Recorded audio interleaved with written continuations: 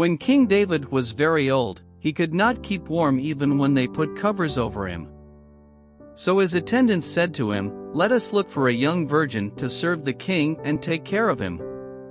She can lie beside him so that our lord the king may keep warm."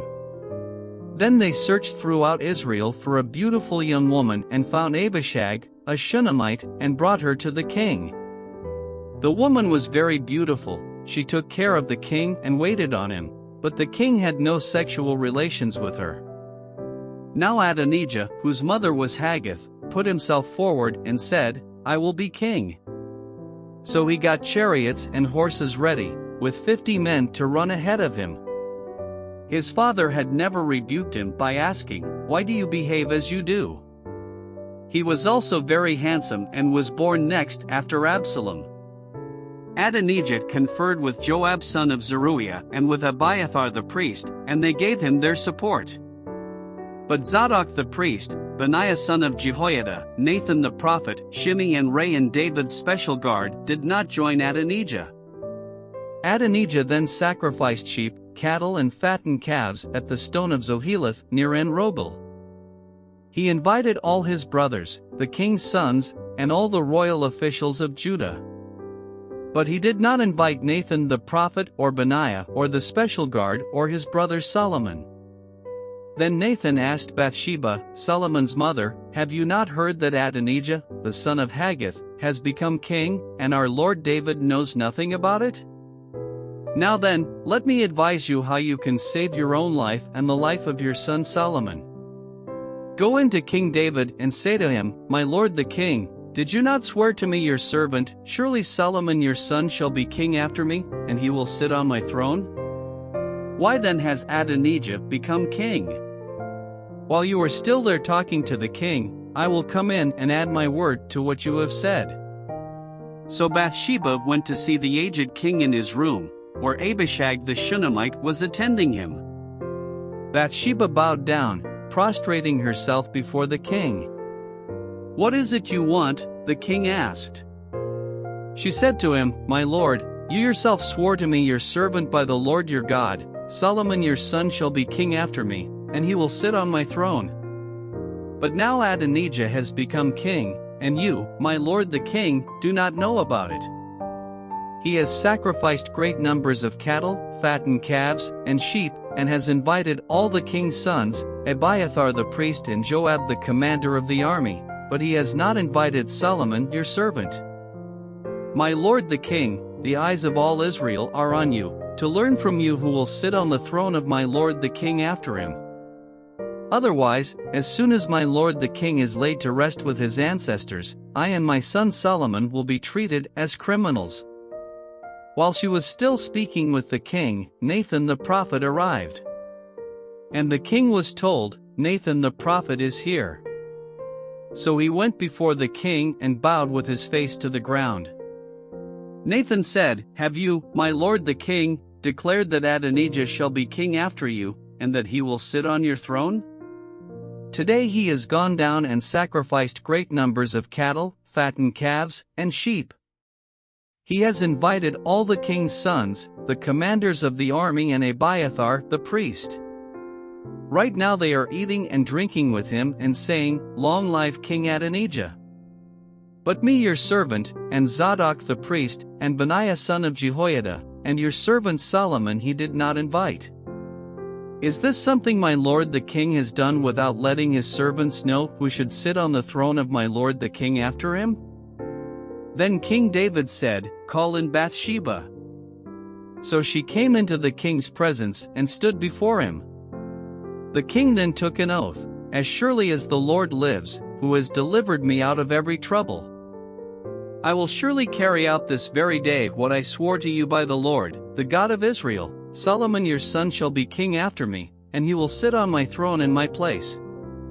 Then Bathsheba bowed down with her face to the ground, prostrating herself before the king, and said, "May my lord King David live forever."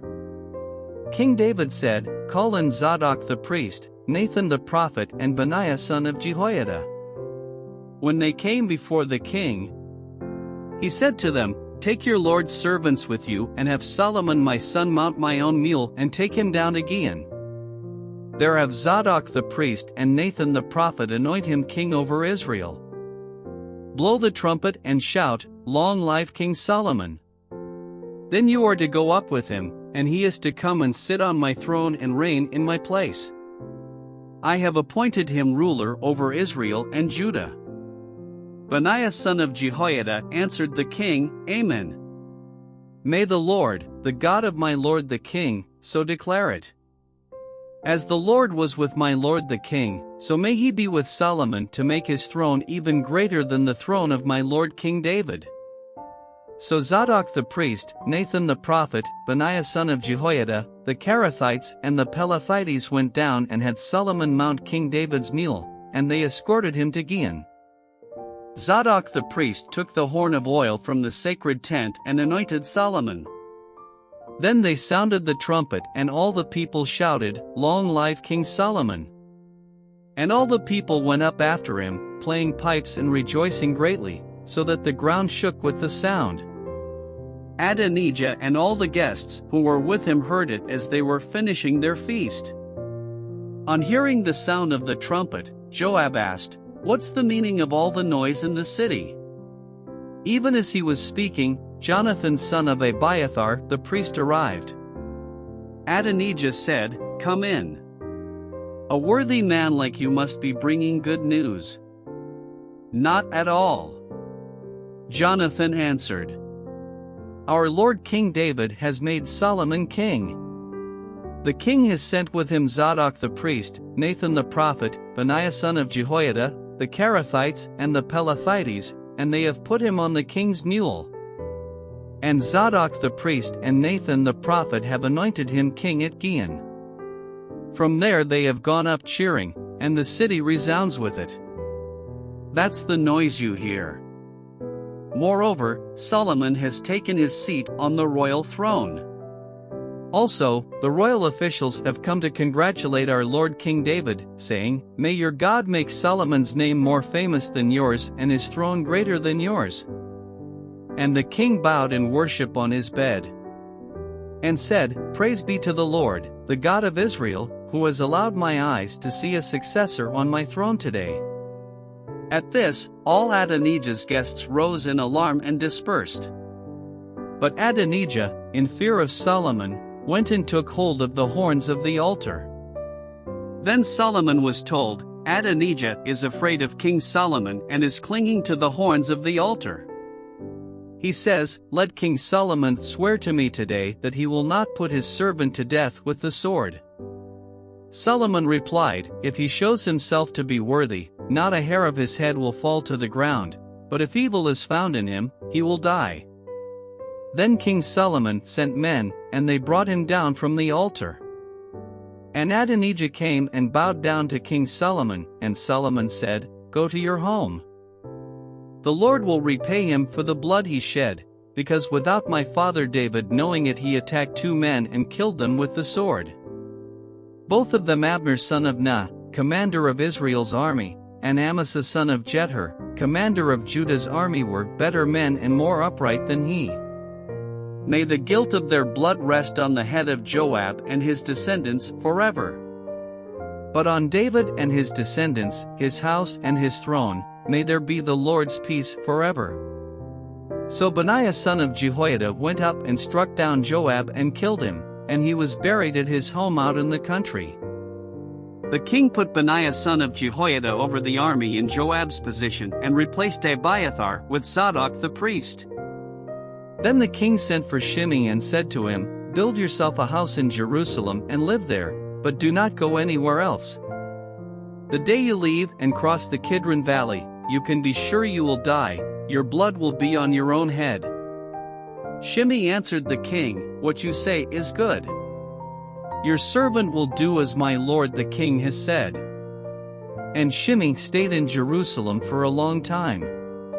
But 3 years later, 2 of Shimei's slaves ran off to Achish son of Maacah, king of Gath, and Shimei was told, Your slaves are in Gath. At this, he saddled his donkey and went to Achish at Gath in search of his slaves. So Shimei went away and brought the slaves back from Gath. When Solomon was told that Shimei had gone from Jerusalem to Gath and had returned, the king summoned Shimei and said to him, "Did I not make you swear by the Lord and warn you, on the day you leave to go anywhere else, you can be sure you will die? At that time you said to me, 'What you say is good. I will obey.' Why then did you not keep your oath to the Lord and obey the command I gave you?"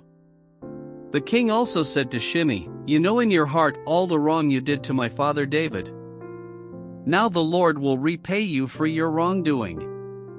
But King Solomon will be blessed, and David's throne will remain secure before the Lord forever." Then the king gave the order to Benaiah son of Jehoiada, and he went out and struck Shimei down and he died. The kingdom was now established in Solomon's hands. When the time drew near for David to die, he gave a charge to Solomon his son. "I am about to go the way of all the earth," he said. "So be strong, act like a man, and observe what the Lord your God requires, walk in obedience to him, and keep his decrees and commands, his laws and regulations, as written in the law of Moses. Do this so that you may prosper in all you do and wherever you go, and that the Lord may keep his promise to me, if your descendants watch how they live, and if they walk faithfully before me with all their heart and soul, you will never fail to have a successor on the throne of Israel. Now you yourself know what Joab son of Zeruiah did to me, what he did to the two commanders of Israel's armies, Abner son of Ner and Amasa son of Jether. He killed them, shedding their blood in peacetime as if in battle, and with that blood he stained the belt around his waist and the sandals on his feet. Deal with him according to your wisdom, but do not let his gray head go down to the grave in peace. But show kindness to the sons of Barzillai of Gilead and let them be among those who eat at your table. They stood by me when I fled from your brother Absalom. And remember, you have with you Shimei son of Gera, the Benjamite from Bahurim, who called down bitter curses on me the day I went to Mahanaim. When he came down to meet me at the Jordan, I swore to him by the Lord, I will not put you to death by the sword. But now, do not consider him innocent. You are a man of wisdom, you will know what to do to him. Bring his gray head down to the grave in blood." Then David rested with his ancestors and was buried in the city of David. 11 He had reigned 40 years over Israel, 7 years in Hebron and 33 in Jerusalem. So Solomon sat on the throne of his father David, and his rule was firmly established. Now Adonijah, the son of Haggith, went to Bathsheba, Solomon's mother. Bathsheba asked him, "Do you come peacefully?" He answered, "Yes, peacefully." Then he added, "I have something to say to you." "You may say it," she replied. "As you know," he said, "the kingdom was mine. All Israel looked to me as their king. But things changed, and the kingdom has gone to my brother, for it has come to him from the Lord. Now I have one request to make of you. Do not refuse me." "You may make it," she said. So he continued, "Please ask King Solomon, he will not refuse you to give me Abishag the Shunammite as my wife." "Very well," Bathsheba replied, "I will speak to the king for you." When Bathsheba went to King Solomon to speak to him for Adonijah, the king stood up to meet her, bowed down to her and sat down on his throne. He had a throne brought for the king's mother, and she sat down at his right hand. "I have one small request to make of you," she said. "Do not refuse me." The king replied, "Make it, my mother, I will not refuse you." So she said, "Let Abishag the Shunammite be given in marriage to your brother Adonijah." King Solomon answered his mother, "Why do you request Abishag the Shunammite for Adonijah? You might as well request the kingdom for him after all. He is my older brother, yes, for him and for Abiathar the priest and Joab son of Zeruiah." Then King Solomon swore by the Lord, "May God deal with me, be it ever so severely, if Adonijah does not pay with his life for this request." And now, as surely as the Lord lives, he who has established me securely on the throne of my father David and has founded a dynasty for me as he promised Adonijah shall be put to death today." So King Solomon gave orders to Benaiah son of Jehoiada, and he struck down Adonijah and he died. To Abiathar the priest the king said, "Go back to your fields in Anathoth. You deserve to die, but I will not put you to death now, because you carried the ark of the sovereign Lord before my father David and shared all my father's hardships." So Solomon removed Abiathar from the priesthood of the Lord, fulfilling the word the Lord had spoken at Shiloh about the house of Eli. When the news reached Joab, who had conspired with Adonijah though not with Absalom, he fled to the tent of the Lord and took hold of the horns of the altar. King Solomon was told that Joab had fled to the tent of the Lord and was beside the altar. Then Solomon ordered Benaiah son of Jehoiada, "Go, strike him down." So Benaiah entered the tent of the Lord and said to Joab, "The king says, 'Come out.'" But he answered, "No, I will die here." Benaiah reported to the king, "This is how Joab answered me." Then the king commanded Benaiah, "Do as he says. Strike him down and bury him, and so clear me and my whole family of the guilt of the innocent blood that Joab shed." Solomon made an alliance with Pharaoh king of Egypt and married his daughter. He brought her to the city of David until he finished building his palace and the temple of the Lord, and the wall around Jerusalem. The people, however, were still sacrificing at the high places, because a temple had not yet been built for the name of the Lord. Solomon showed his love for the Lord by walking according to the instructions given him by his father David, except that he offered sacrifices and burned incense on the high places. The king went to Gibeon to offer sacrifices, for that was the most important high place, and Solomon offered 1,000 burnt offerings on that altar. At Gibeon the Lord appeared to Solomon during the night in a dream, and God said, "Ask for whatever you want me to give you." Solomon answered, "You have shown great kindness to your servant, my father David, because he was faithful to you and righteous and upright in heart. You have continued this great kindness to him and have given him a son to sit on his throne this very day. Now, Lord my God, you have made your servant king in place of my father David. But I am only a little child and do not know how to carry out my duties. Your servant is here among the people you have chosen, a great people, too numerous to count or number. So give your servant a discerning heart to govern your people and to distinguish between right and wrong. For who is able to govern this great people of yours?" The Lord was pleased that Solomon had asked for this. So God said to him, "Since you have asked for this and not for long life or wealth for yourself, nor have asked for the death of your enemies but for discernment in administering justice, I will do what you have asked. I will give you a wise and discerning heart, so that there will never have been anyone like you, nor will there ever be.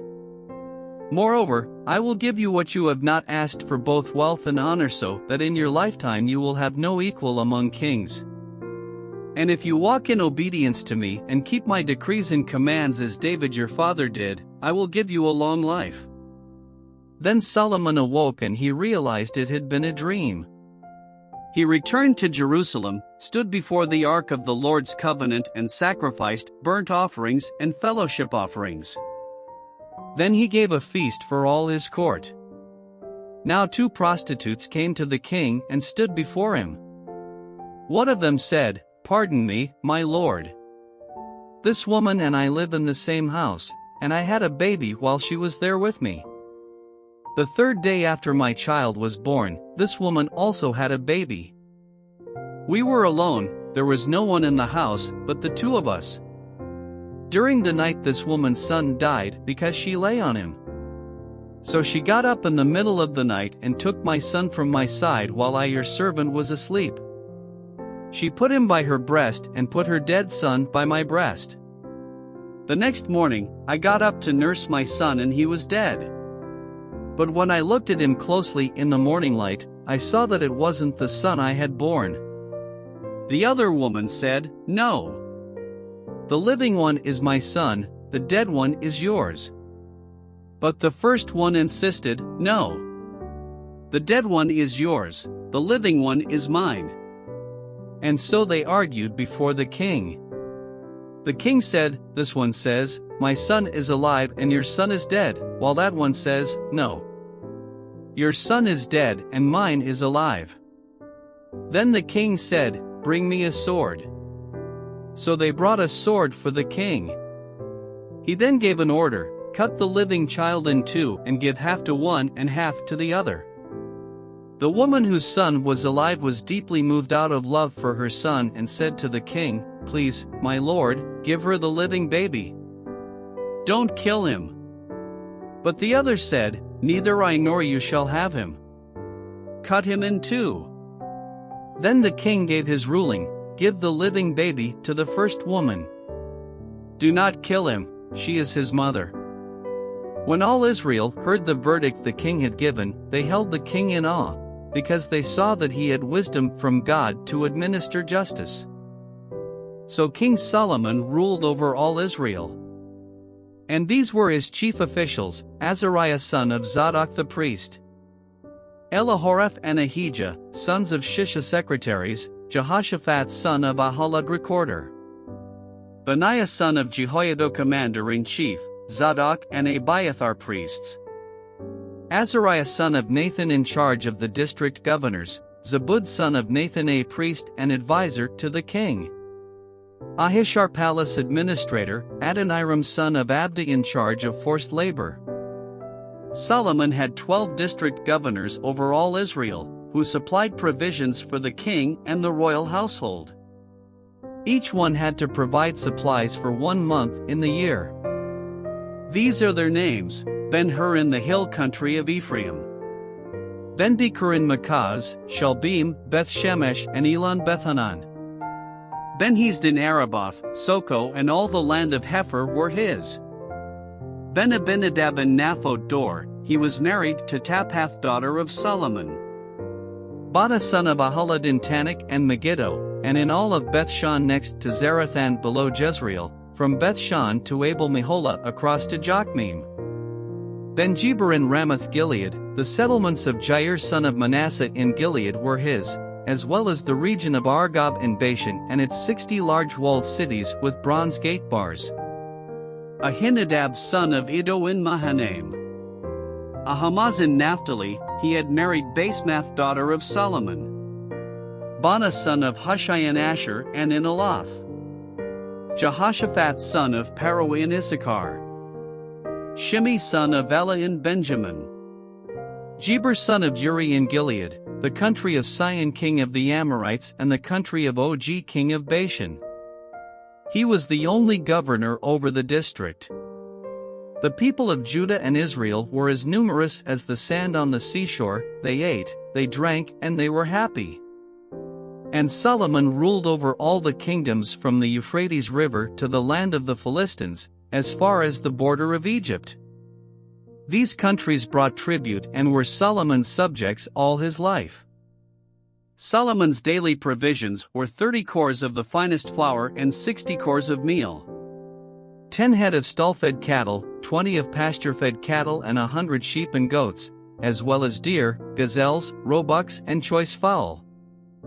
For he ruled over all the kingdoms west of the Euphrates River, from Tifsa to Gaza, and had peace on all sides. During Solomon's lifetime Judah and Israel, from Dan to Beersheba, lived in safety, everyone under their own vine and under their own fig tree. Solomon had 4,000 stalls for chariot horses, and 12,000 horses. The district governors, each in his month, supplied provisions for King Solomon and all who came to the king's table. They saw to it that nothing was lacking. They also brought to the proper place their quotas of barley and straw for the chariot horses and the other horses. God gave Solomon wisdom and very great insight, and a breadth of understanding as measureless as the sand on the seashore. Solomon's wisdom was greater than the wisdom of all the people of the East, and greater than all the wisdom of Egypt. He was wiser than anyone else, including Ethan the Ezrahite, wiser than Heman, Kakal and Darda, the sons of Mahal. And his fame spread to all the surrounding nations. He spoke 3,000 proverbs, and his songs numbered 1,005. He spoke about plant life, from the cedar of Lebanon to the hyssop that grows out of walls. He also spoke about animals and birds, reptiles and fish. From all nations people came to listen to Solomon's wisdom, sent by all the kings of the world, who had heard of his wisdom. When Hiram king of Tyre heard that Solomon had been anointed king to succeed his father David, he sent his envoys to Solomon, because he had always been on friendly terms with David. Solomon sent back this message to Hiram. You know that because of the wars waged against my father David from all sides, he could not build a temple for the name of the Lord his God until the Lord put his enemies under his feet. But now the Lord my God has given me rest on every side, and there is no adversary or disaster.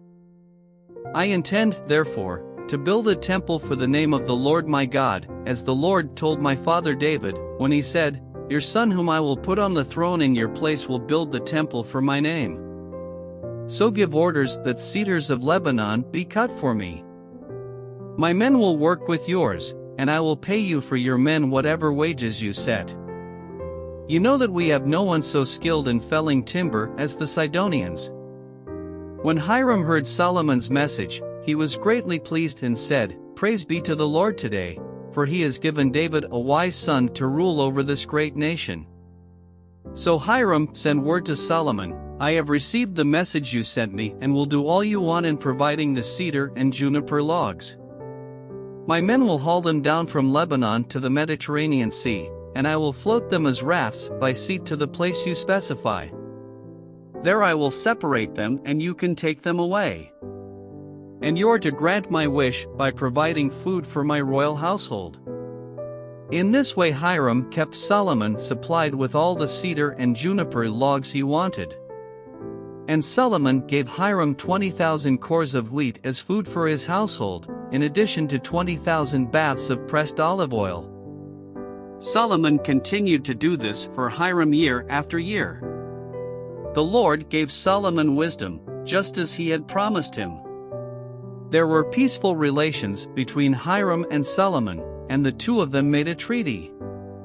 King Solomon conscripted laborers from all Israel 30,000 men. 14 he sent them off to Lebanon in shifts of 10,000 a month, so that they spent 1 month in Lebanon and 2 months at home. Adoniram was in charge of the forced labor. Solomon had 70,000 carriers and 80,000 stonecutters in the hills, as well as 3,300 foremen who supervised the project and directed the workers. At the king's command they removed from the quarry large blocks of high-grade stone to provide a foundation of dressed stone for the temple. The craftsmen of Solomon and Hiram and workers from Byblos cut and prepared the timber and stone for the building of the temple. In the 480th year after the Israelites came out of Egypt, in the 4th year of Solomon's reign over Israel, in the month of Ziv, the 2nd month, he began to build the temple of the Lord. The temple that King Solomon built for the Lord was 60 cubits long, 20 wide and 30 high. The portico at the front of the main hall of the temple extended the width of the temple, that is 20 cubits, and projected 10 cubits from the front of the temple. He made narrow windows high up in the temple walls. Against the walls of the main hall and inner sanctuary he built a structure around the building, in which there were side rooms. The lowest floor was 5 cubits wide, the middle floor 6 cubits and the third floor 7.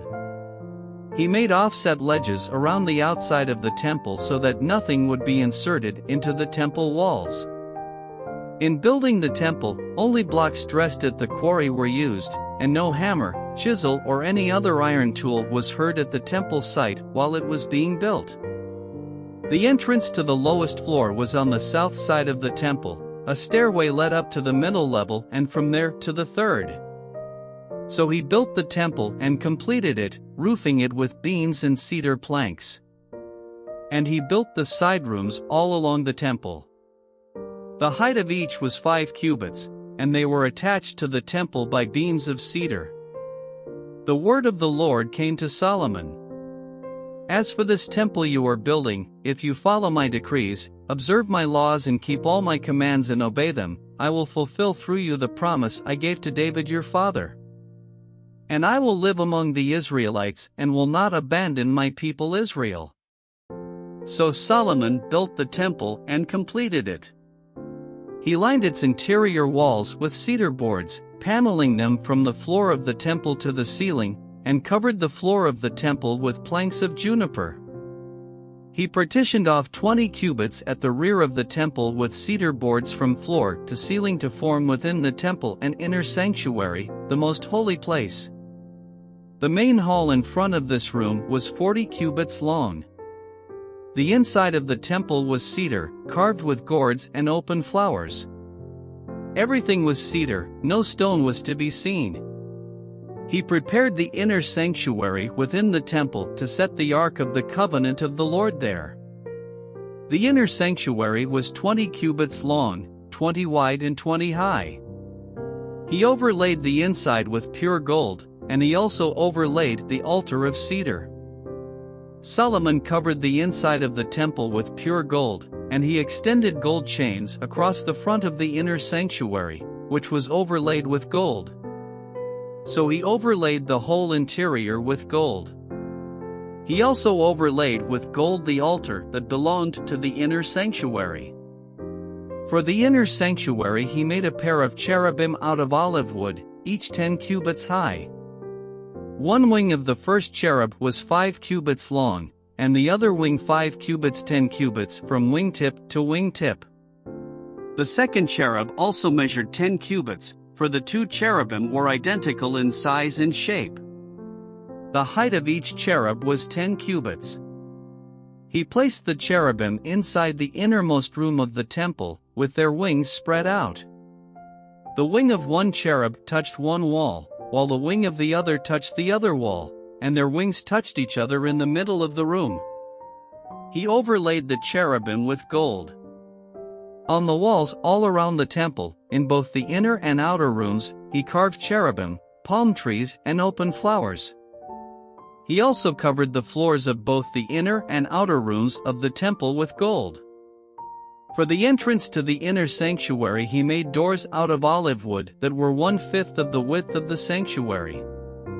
And on the 2 olive wood doors he carved cherubim, palm trees and open flowers, and overlaid the cherubim and palm trees with hammered gold.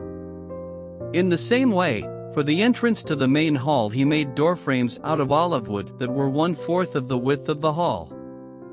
He also made 2 doors out of juniper wood, each having 2 leaves that turned in sockets.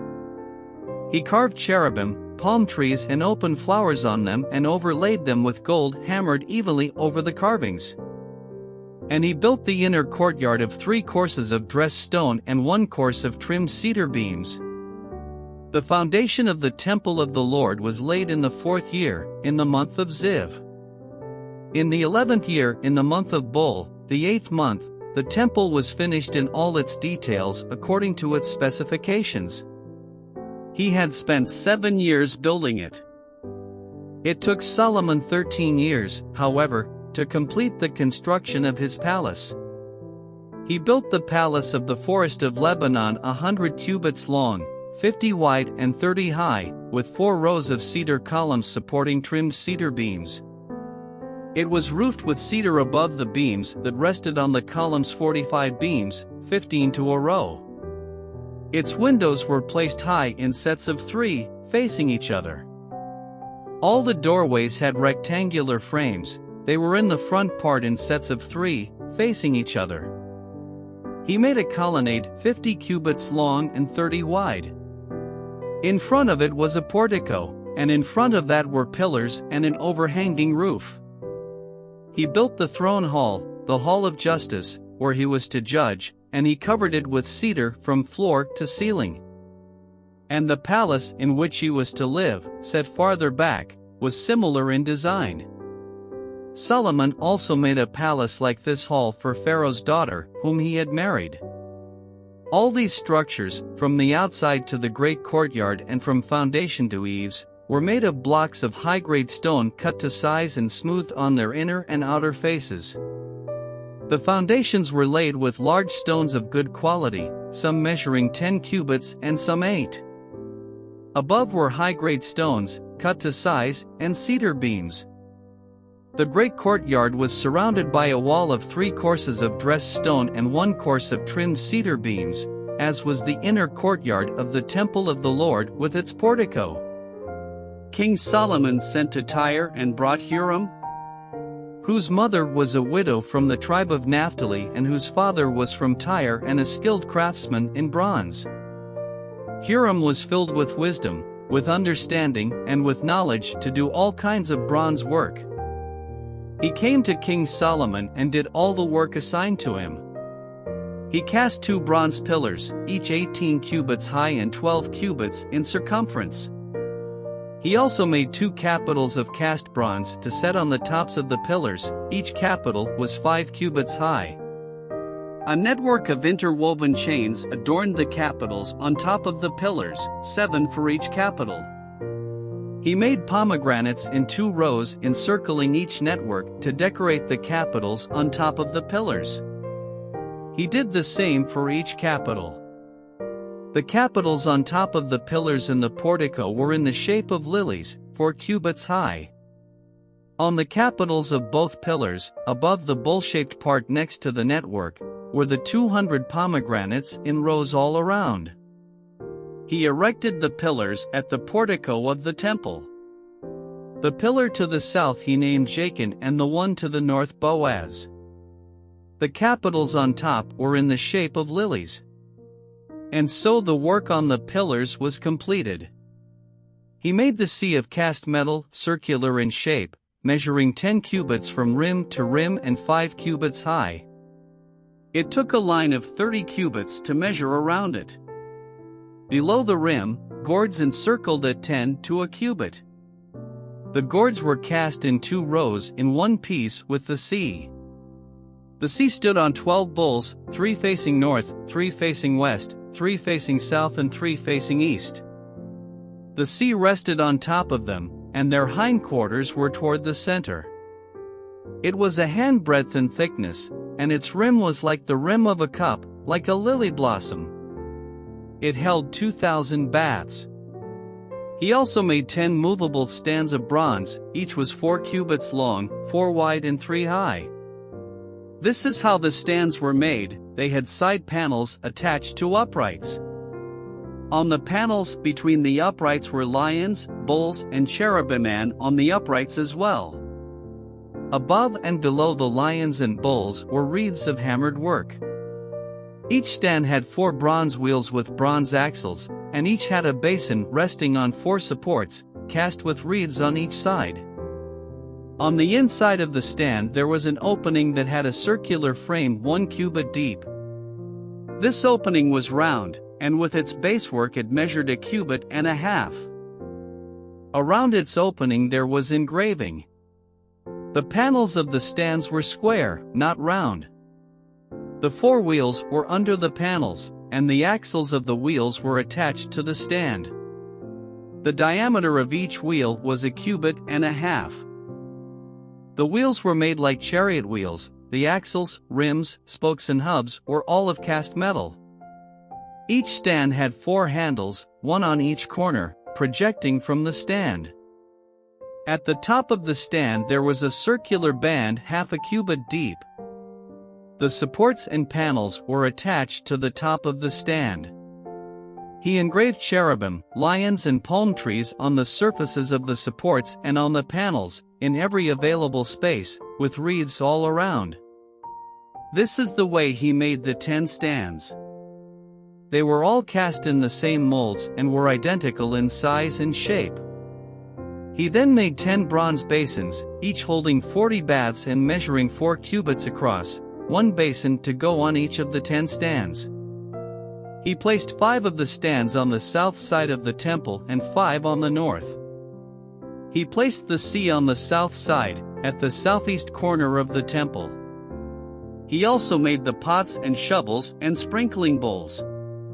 So Hiram finished all the work he had undertaken for King Solomon in the temple of the Lord.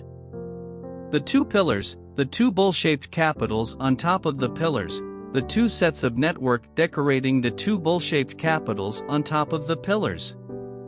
The 400 pomegranates for the 2 sets of network, 2 rows of pomegranates for each network decorating the bowl-shaped capitals on top of the pillars.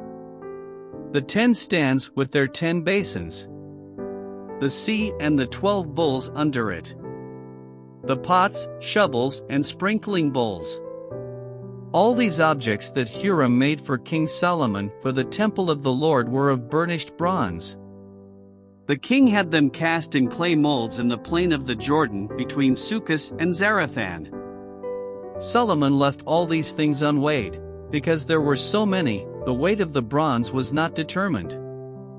Solomon also made all the furnishings that were in the Lord's temple, the golden altar, the golden table on which was the bread of the presence, the lampstands of pure gold, 5 on the right and 5 on the left, in front of the inner sanctuary, the gold floral work in lamps and tongs. The pure gold basins, wick trimmers, sprinkling bowls, dishes and censers, and the gold sockets for the doors of the innermost room, the most holy place, and also for the doors of the main hall of the temple. When all the work King Solomon had done for the temple of the Lord was finished, he brought in the things his father David had dedicated, the silver and gold and the furnishings, and he placed them in the treasuries of the Lord's temple. Then King Solomon summoned into his presence at Jerusalem the elders of Israel, all the heads of the tribes and the chiefs of the Israelite families, to bring up the ark of the Lord's covenant from Zion, the city of David. All the Israelites came together to King Solomon at the time of the festival in the month of Ethanim, the 7th month. When all the elders of Israel had arrived, the priests took up the ark. And they brought up the ark of the Lord and the tent of meeting and all the sacred furnishings in it. The priests and Levites carried them up. And King Solomon and the entire assembly of Israel that had gathered about him were before the ark, sacrificing so many sheep and cattle that they could not be recorded or counted. The priests then brought the ark of the Lord's covenant to its place in the inner sanctuary of the temple, the most holy place, and put it beneath the wings of the cherubim. The cherubim spread their wings over the place of the ark and overshadowed the ark and its carrying poles. These poles were so long that their ends could be seen from the holy place in front of the inner sanctuary, but not from outside the holy place, and they are still there today. There was nothing in the ark except the 2 stone tablets that Moses had placed in it at Horeb, where the Lord made a covenant with the Israelites after they came out of Egypt. When the priests withdrew from the holy place, the cloud filled the temple of the Lord. And the priests could not perform their service because of the cloud, for the glory of the Lord filled his temple. Then Solomon said, "The Lord has said that he would dwell in a dark cloud. I have indeed built a magnificent temple for you, a place for you to dwell forever." While the whole assembly of Israel was standing there, the king turned around and blessed them. Then he said, "Praise be to the Lord, the God of Israel, who with his own hand has fulfilled what he promised with his own mouth to my father David. For he said, 'Since the day I brought my people Israel out of Egypt, I have not chosen a city in any tribe of Israel to have a temple built so that my name might be there, but I have chosen David to rule my people Israel.' My father David had it in his heart to build a temple for the name of the Lord, the God of Israel. But the Lord said to my father David, 'You did well to have it in your heart to build a temple for my name.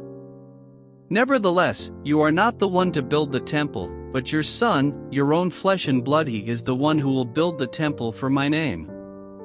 The Lord has kept the promise he made. I have succeeded David my father, and now I sit on the throne of Israel, just as the Lord promised, and I have built the temple for the name of the Lord, the God of Israel.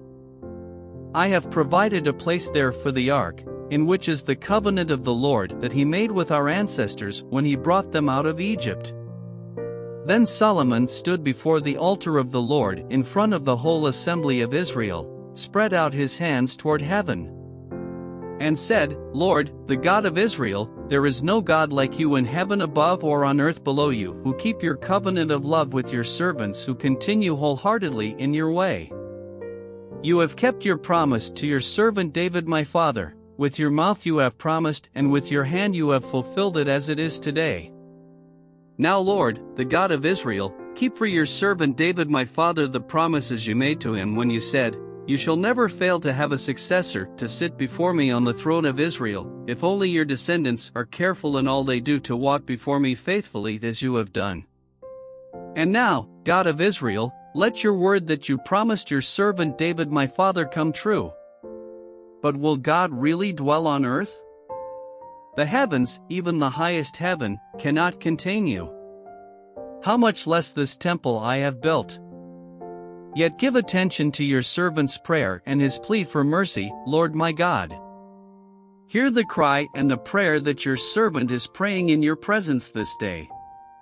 May your eyes be open toward this temple night and day, this place of which you said, My name shall be there, so that you will hear the prayer your servant prays toward this place. Hear the supplication of your servant and of your people Israel when they pray toward this place. Hear from heaven, your dwelling place, and when you hear, forgive. When anyone wrongs their neighbor and is required to take an oath, and they come and swear the oath before your altar in this temple, then hear from heaven and act. Judge between your servants, condemning the guilty by bringing down on their heads what they have done, and vindicating the innocent by treating them in accordance with their innocence. When your people Israel have been defeated by an enemy because they have sinned against you, and when they turn back to you and give praise to your name, praying and making supplication to you in this temple, then hear from heaven and forgive the sin of your people Israel and bring them back to the land you gave to their ancestors. When the heavens are shut up and there is no rain because your people have sinned against you, and when they pray toward this place and give praise to your name and turn from their sin because you have afflicted them, then hear from heaven and forgive the sin of your servants, your people Israel. Teach them the right way to live, and send rain on the land you gave your people for an inheritance. When famine or plague comes to the land, or blight or mildew, locusts or grasshoppers, or when an enemy besieges them in any of their cities, whatever disaster or disease may come, and when a prayer or plea is made by anyone among your people Israel being aware of the afflictions of their own hearts, and spreading out their hands toward this temple, then hear from heaven, your dwelling place. Forgive and act, deal with everyone according to all they do, since you know their hearts, for you alone know every human heart, so that they will fear you all the time they live in the land you gave our ancestors. As for the foreigner who does not belong to your people Israel but has come from a distant land because of your name, for they will hear of your great name and your mighty hand and your outstretched arm when they come and pray toward this temple, then hear from heaven, your dwelling place.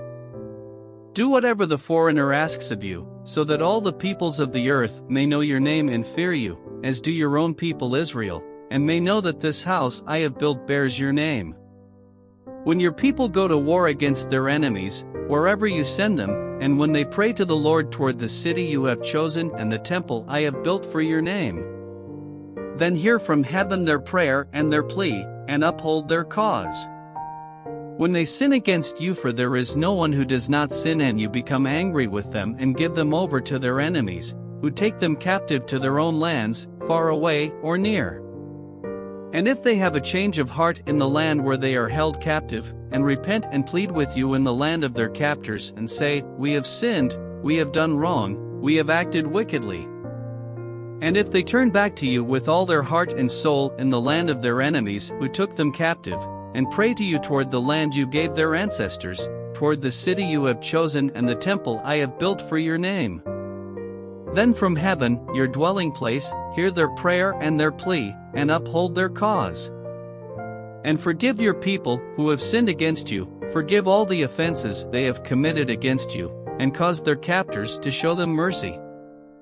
For they are your people and your inheritance, whom you brought out of Egypt, out of that iron smelting furnace. May your eyes be open to your servant's plea and to the plea of your people Israel, and may you listen to them whenever they cry out to you. For you singled them out from all the nations of the world to be your own inheritance, just as you declared through your servant Moses when you, sovereign Lord, brought our ancestors out of Egypt.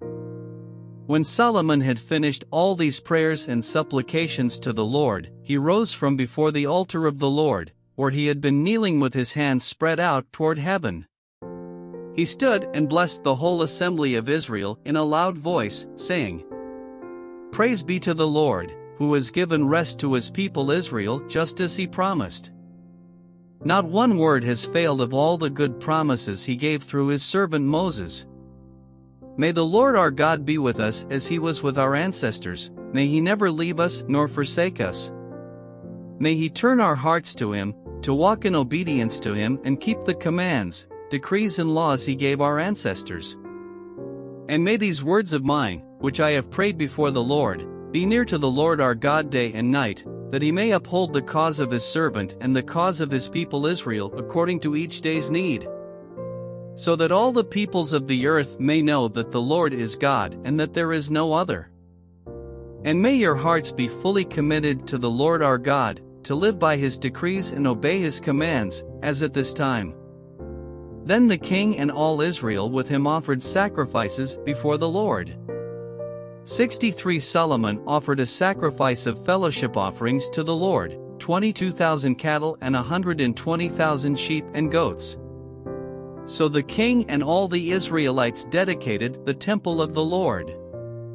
On that same day the king consecrated the middle part of the courtyard in front of the temple of the Lord, and there he offered burnt offerings, grain offerings, and the fat of the fellowship offerings, because the bronze altar that stood before the Lord was too small to hold the burnt offerings, the grain offerings, and the fat of the fellowship offerings.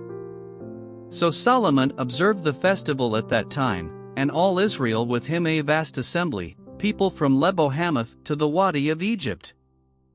They celebrated it before the Lord our God for 7 days and 7 days more, 14 days in all.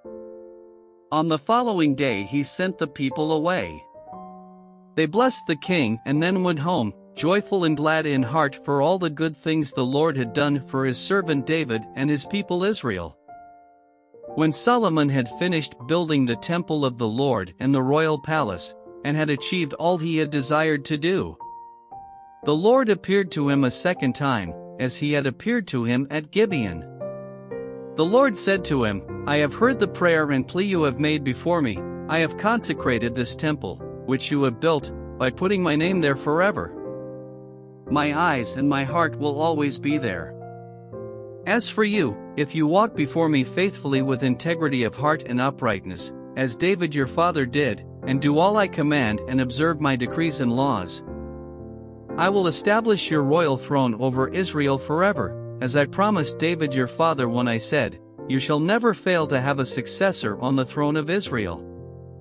But if you or your descendants turn away from me and do not observe the commands and decrees I have given you and go off to serve other gods and worship them, then I will cut off Israel from the land I have given them and will reject this temple I have consecrated for my name. Israel will then become a byword and an object of ridicule among all peoples. This temple will become a heap of rubble. All who pass by will be appalled and will scoff and say, 'Why has the Lord done such a thing to this land and to this temple?'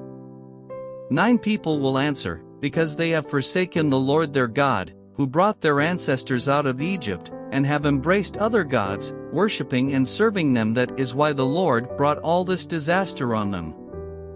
At the end of 20 years, during which Solomon built these 2 buildings, the temple of the Lord and the royal palace, King Solomon gave 20 towns in Galilee to Hiram king of Tyre, because Hiram had supplied him with all the cedar and juniper and gold he wanted. But when Hiram went from Tyre to see the towns that Solomon had given him, he was not pleased with them. "What kind of towns are these you have given me, my brother?" he asked. And he called them the land of Cabul, a name they have to this day. Now Hiram had sent to the king 120 talents of gold. Here is the account of the forced labor King Solomon conscripted to build the Lord's temple, his own palace, the terraces, the wall of Jerusalem, and Hazor, Megiddo, and Gezer. Pharaoh king of Egypt had attacked and captured Gezer. He had set it on fire. He killed its Canaanite inhabitants and then gave it as a wedding gift to his daughter, Solomon's wife. And Solomon rebuilt Gezer. He built up Lower Beth-horon, Baalath, and Tadmor in the desert, within his land, as well as all his store cities and the towns for his chariots and for his horses, whatever he desired to build in Jerusalem, in Lebanon, and throughout all the territory he ruled. There were still people left from the Amorites, Hittites, Perizzites, Hivites, and Jebusites. These peoples were not Israelites. Solomon conscripted the descendants of all these peoples remaining in the land whom the Israelites could not exterminate to serve as slave labor, as it is to this day. But Solomon did not make slaves of any of the Israelites. They were his fighting men, his government officials, his officers, his captains, and the commanders of his chariots and charioteers. They were also the chief officials in charge of Solomon's projects, 550 officials supervising those who did the work. After Pharaoh's daughter had come up from the city of David to the palace Solomon had built for her, he constructed the terraces. 3 times a year Solomon sacrificed burnt offerings and fellowship offerings on the altar he had built for the Lord, burning incense before the Lord along with them, and so fulfilled the temple obligations. King Solomon also built ships at Ezion-Geber, which is near Elath in Edom, on the shore of the Red Sea. And Hiram sent his men sailors who knew the sea to serve in the fleet with Solomon's men. They sailed to Ophir and brought back 420 talents of gold, which they delivered to King Solomon. When the Queen of Sheba heard about the fame of Solomon and his relationship to the Lord, she came to test Solomon with hard questions. Arriving at Jerusalem with a very great caravan with camels carrying spices, large quantities of gold, and precious stones, she came to Solomon and talked with him about all that she had on her mind. Solomon answered all her questions. Nothing was too hard for the king to explain to her. When the Queen of Sheba saw all the wisdom of Solomon and the palace he had built, the food on his table, the seating of his officials, the attending servants in their robes, his cupbearers, and the burnt offerings he made at the temple of the Lord, she was overwhelmed. She said to the king, "The report I heard in my own country about your achievements and your wisdom is true. But I did not believe these things until I came and saw with my own eyes.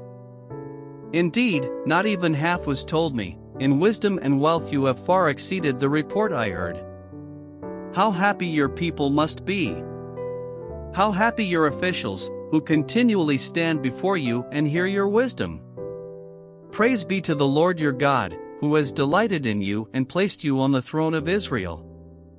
Because of the Lord's eternal love for Israel, he has made you king to maintain justice and righteousness." And she gave the king 120 talents of gold, large quantities of spices, and precious stones. Never again were so many spices brought in as those the Queen of Sheba gave to King Solomon. Hiram's ships brought gold from Ophir, and from there they brought great cargoes of almug and precious stones. The king used the almug to make supports for the temple of the Lord and for the royal palace, and to make harps and lyres for the musicians. So much almug has never been imported or seen since that day. King Solomon gave the Queen of Sheba all she desired and asked for, besides what he had given her out of his royal bounty. Then she left and returned with her retinue to her own country. The weight of the gold that Solomon received yearly was 666 talents. Not including the revenues from merchants and traders and from all the Arabian kings and the governors of the territories. King Solomon made 200 large shields of hammered gold, 600 shekels of gold went into each shield. He also made 300 small shields of hammered gold, with 3 minas of gold in each shield. The king put them in the palace of the forest of Lebanon. Then the king made a great throne covered with ivory and overlaid with fine gold. The throne had 6 steps, and its back had a rounded top. On both sides of the seat were armrests, with a lion standing beside each of them. 12 lions stood on the 6 steps, one at either end of each step. Nothing like it had ever been made for any other kingdom. All King Solomon's goblets were gold, and all the household articles in the palace of the forest of Lebanon were pure gold.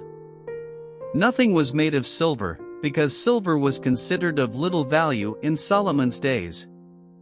The king had a fleet of trading ships at sea along with the ships of Hiram. Once every 3 years it returned, carrying gold, silver and ivory, and apes and baboons. King Solomon was greater in riches and wisdom than all the other kings of the earth. The whole world sought audience with Solomon to hear the wisdom God had put in his heart. Year after year, everyone who came brought a gift, articles of silver and gold, robes, weapons and spices, and horses and mules. Solomon accumulated chariots and horses. He had 1,400 chariots and 12,000 horses, which he kept in the chariot cities and also with him in Jerusalem. The king made silver as common in Jerusalem as stones, and cedar as plentiful as sycamore fig trees in the foothills. Solomon's horses were imported from Egypt, and from Kue the royal merchants purchased them from Kue at the current price. They imported a chariot from Egypt for 600 shekels of silver, and a horse for 150. They also exported them to all the kings of the Hittites and of the Arameans. King Solomon, however, loved many foreign women besides Pharaoh's daughter, Moabites, Ammonites, Edomites, Sidonians, and Hittites. They were from nations about which the Lord had told the Israelites, "You must not intermarry with them, because they will surely turn your hearts after their gods." Nevertheless, Solomon held fast to them in love. He had 700 wives of royal birth and 300 concubines, and his wives led him astray. As Solomon grew old, his wives turned his heart after other gods, and his heart was not fully devoted to the Lord his God, as the heart of David his father had been. He followed Ashtoreth, the goddess of the Sidonians, and Molech, the detestable god of the Ammonites. So Solomon did evil in the eyes of the Lord. He did not follow the Lord completely, as David his father had done. On a hill east of Jerusalem, Solomon built a high place for Chemosh, the detestable god of Moab, and for Molech, the detestable god of the Ammonites. 8. He did the same for all his foreign wives, who burned incense and offered sacrifices to their gods. The Lord became angry with Solomon because his heart had turned away from the Lord, the God of Israel, who had appeared to him twice. Although he had forbidden Solomon to follow other gods, Solomon did not keep the Lord's command. So the Lord said to Solomon, "Since this is your attitude, and you have not kept my covenant and my decrees, which I commanded you, I will most certainly tear the kingdom away from you and give it to one of your subordinates. Nevertheless, for the sake of David your father, I will not do it during your lifetime. I will tear it out of the hand of your son. Yet I will not tear the whole kingdom from him, but will give him one tribe for the sake of David my servant and for the sake of Jerusalem, which I have chosen." Then the Lord raised up against Solomon an adversary, Hadad the Edomite, from the royal line of Edom. Earlier, when David was fighting with Edom, Joab, the commander of the army, who had gone up to bury the dead, had struck down all the men in Edom. Joab and all the Israelites stayed there for 6 months, until they had destroyed all the men in Edom. But Hadad, still only a boy, fled to Egypt with some Edomite officials who had served his father. They set out from Midian and went to Paran. Then, taking people from Paran with them, they went to Egypt, to Pharaoh king of Egypt, who gave Hadad a house and land and provided him with food. Pharaoh was so pleased with Hadad that he gave him a sister of his own wife, Queen Tahpenes, in marriage. The sister of Tahpenes bore him a son named Genubath, whom Tahpenes brought up in the royal palace. There Genubath lived with Pharaoh's own children. While he was in Egypt, Hadad heard that David rested with his ancestors and that Joab the commander of the army was also dead. Then Hadad said to Pharaoh, "Let me go, that I may return to my own country." "What have you lacked here that you want to go back to your own country?" Pharaoh asked. "Nothing," Hadad replied, "but do let me go." And God raised up against Solomon another adversary, Rezin son of Eliada, who had fled from his master, Hadadezer king of Zobah. When David destroyed Zobah's army, Rezin gathered a band of men around him and became their leader. They went to Damascus, where they settled and took control.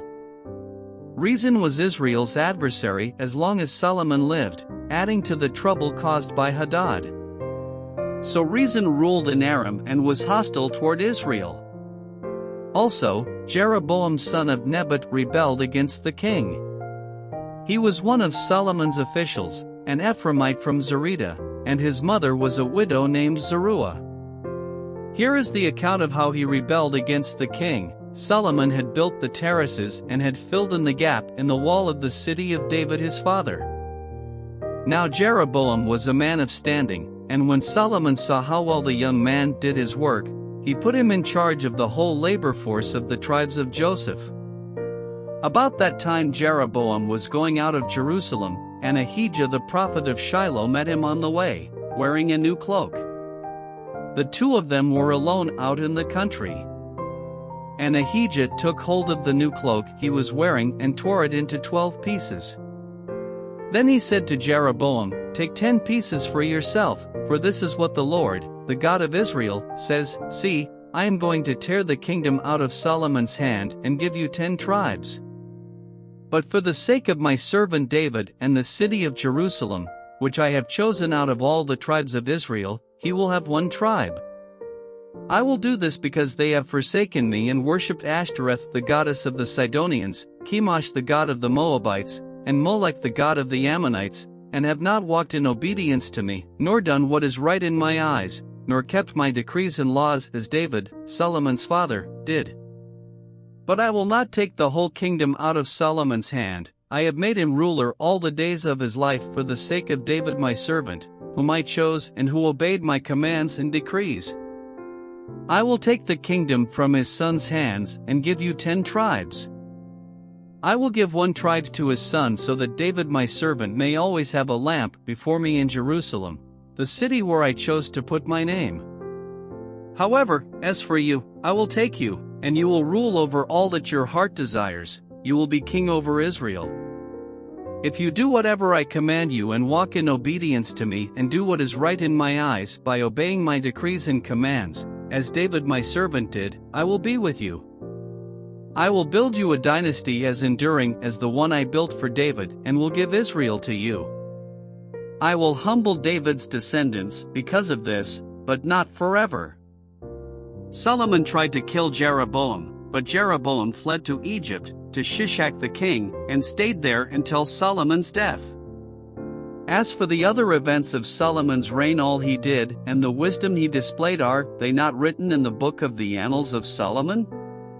Solomon reigned in Jerusalem over all Israel 40 years.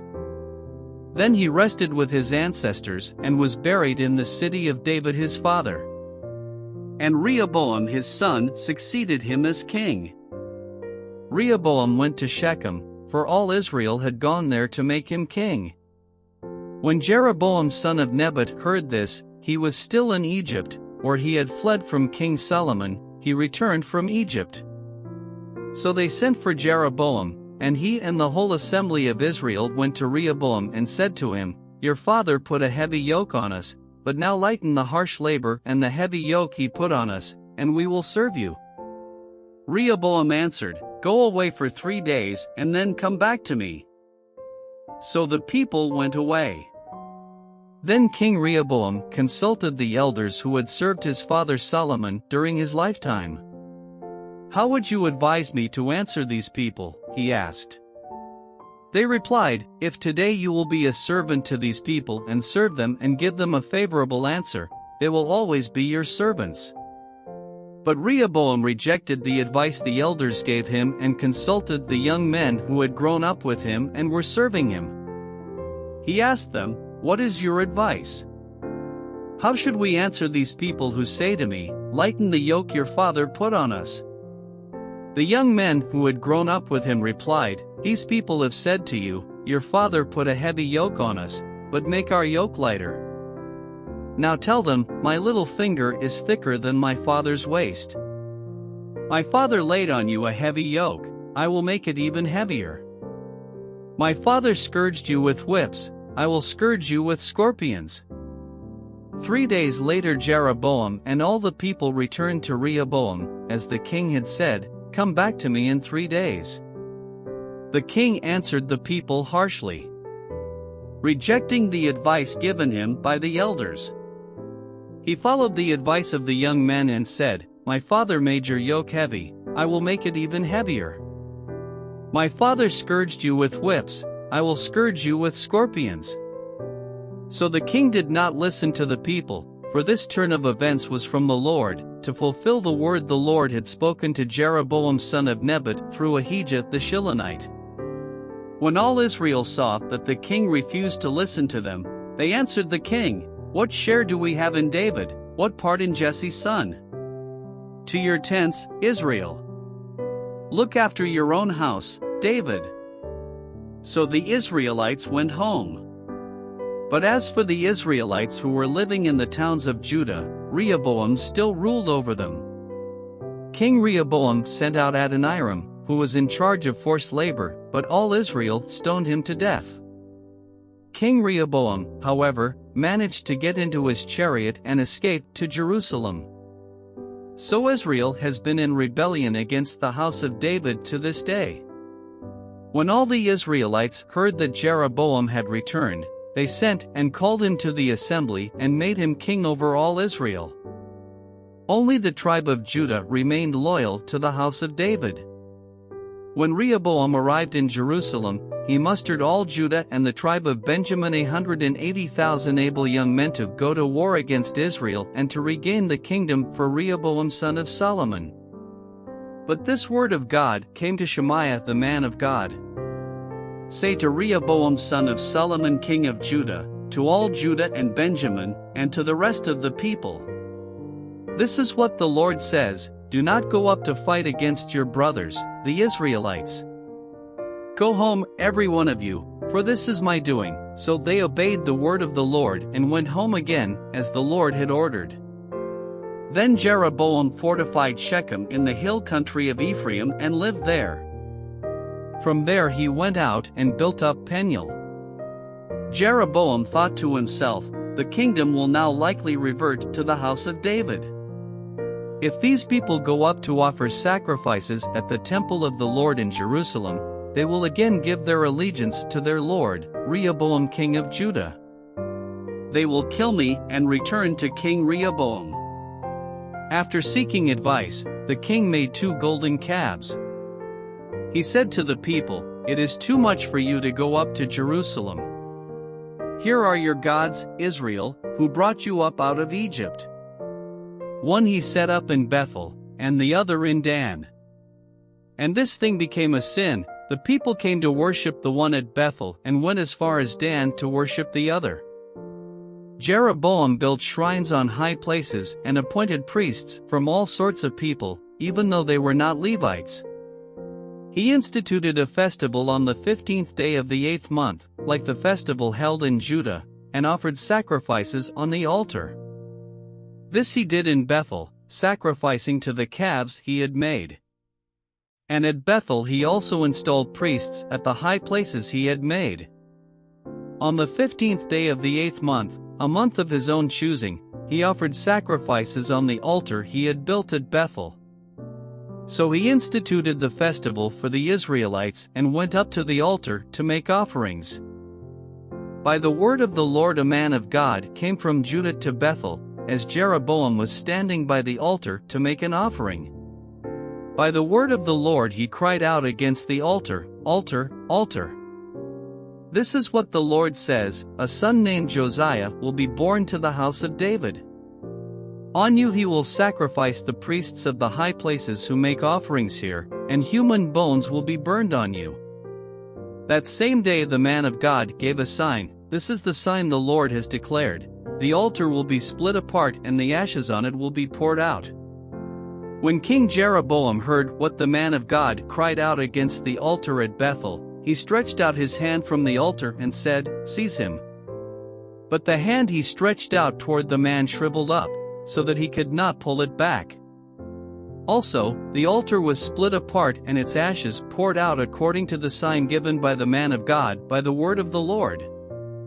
Then the king said to the man of God, "Intercede with the Lord your God and pray for me that my hand may be restored."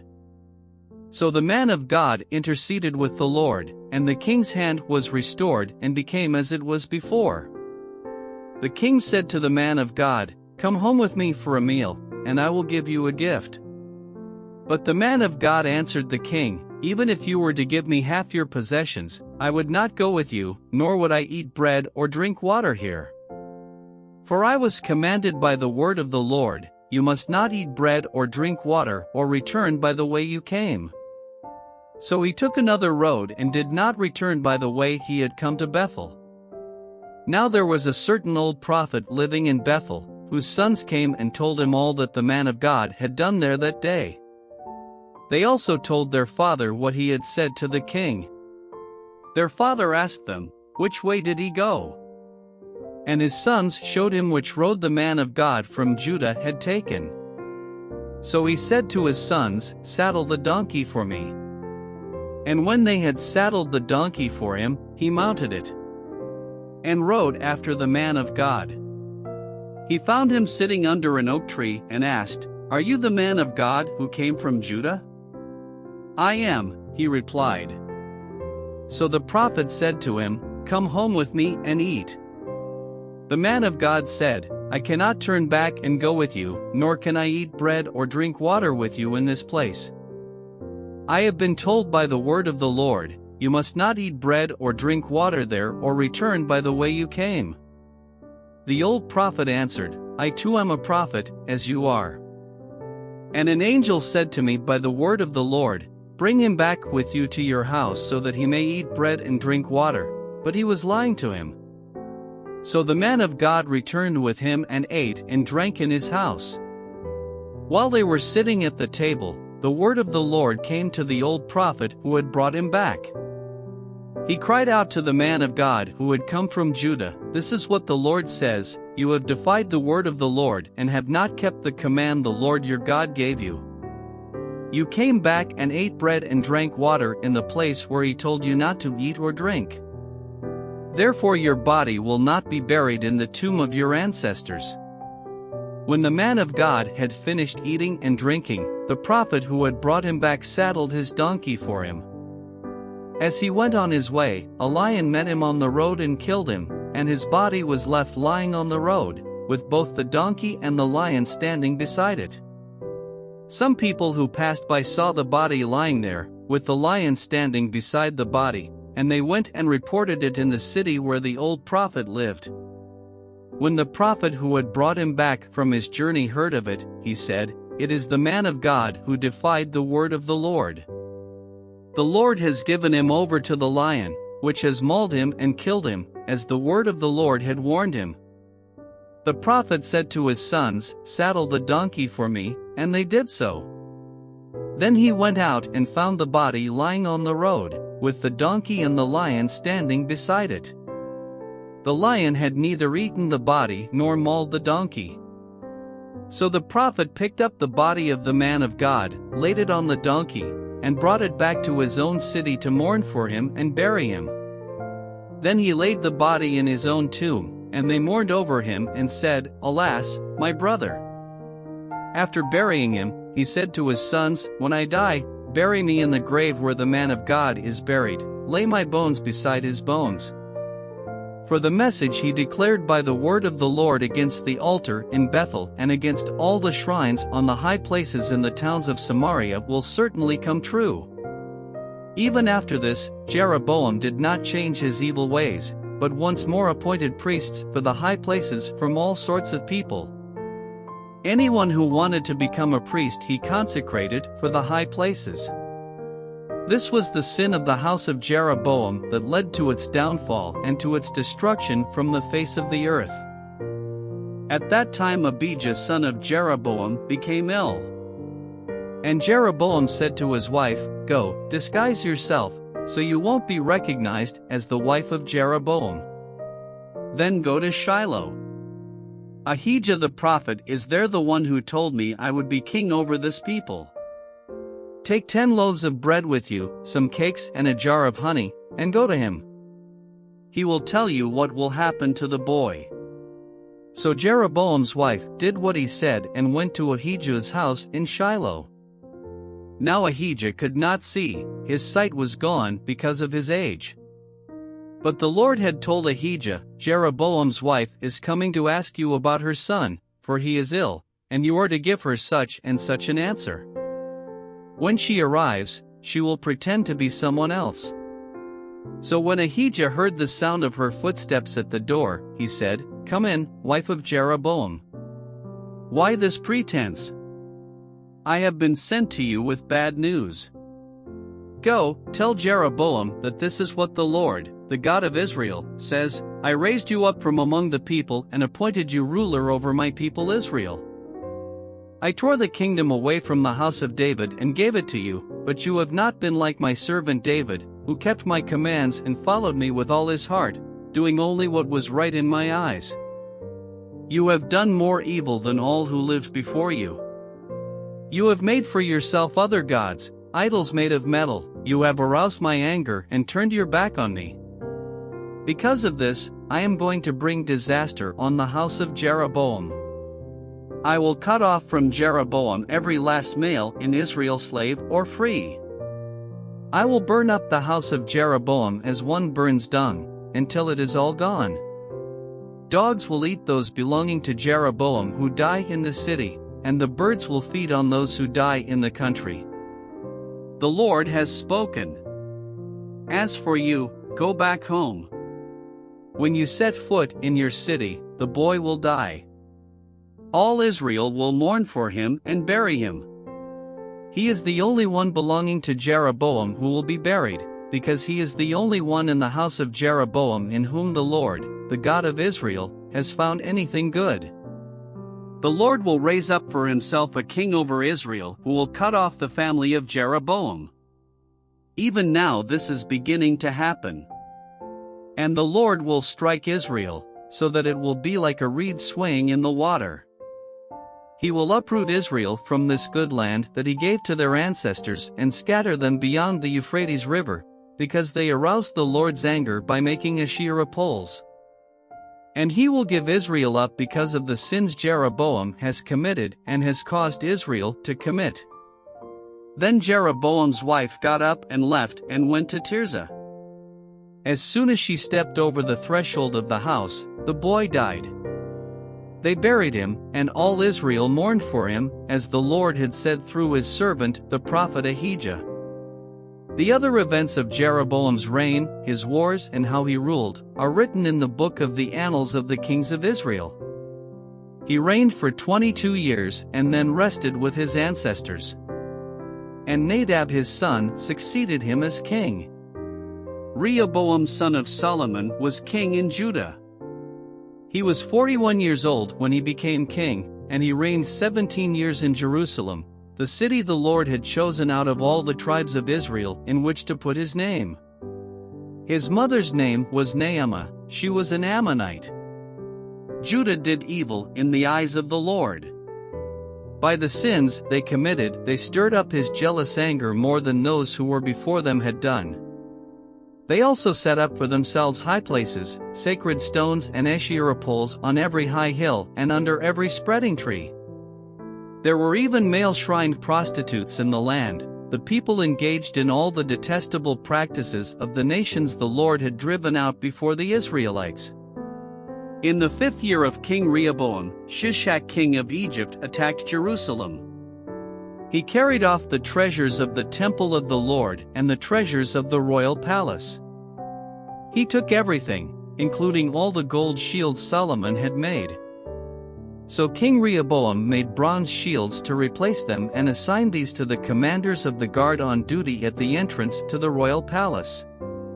Whenever the king went to the Lord's temple, the guards bore the shields, and afterward they returned them to the guardroom. As for the other events of Rehoboam's reign, and all he did, are they not written in the book of the annals of the kings of Judah?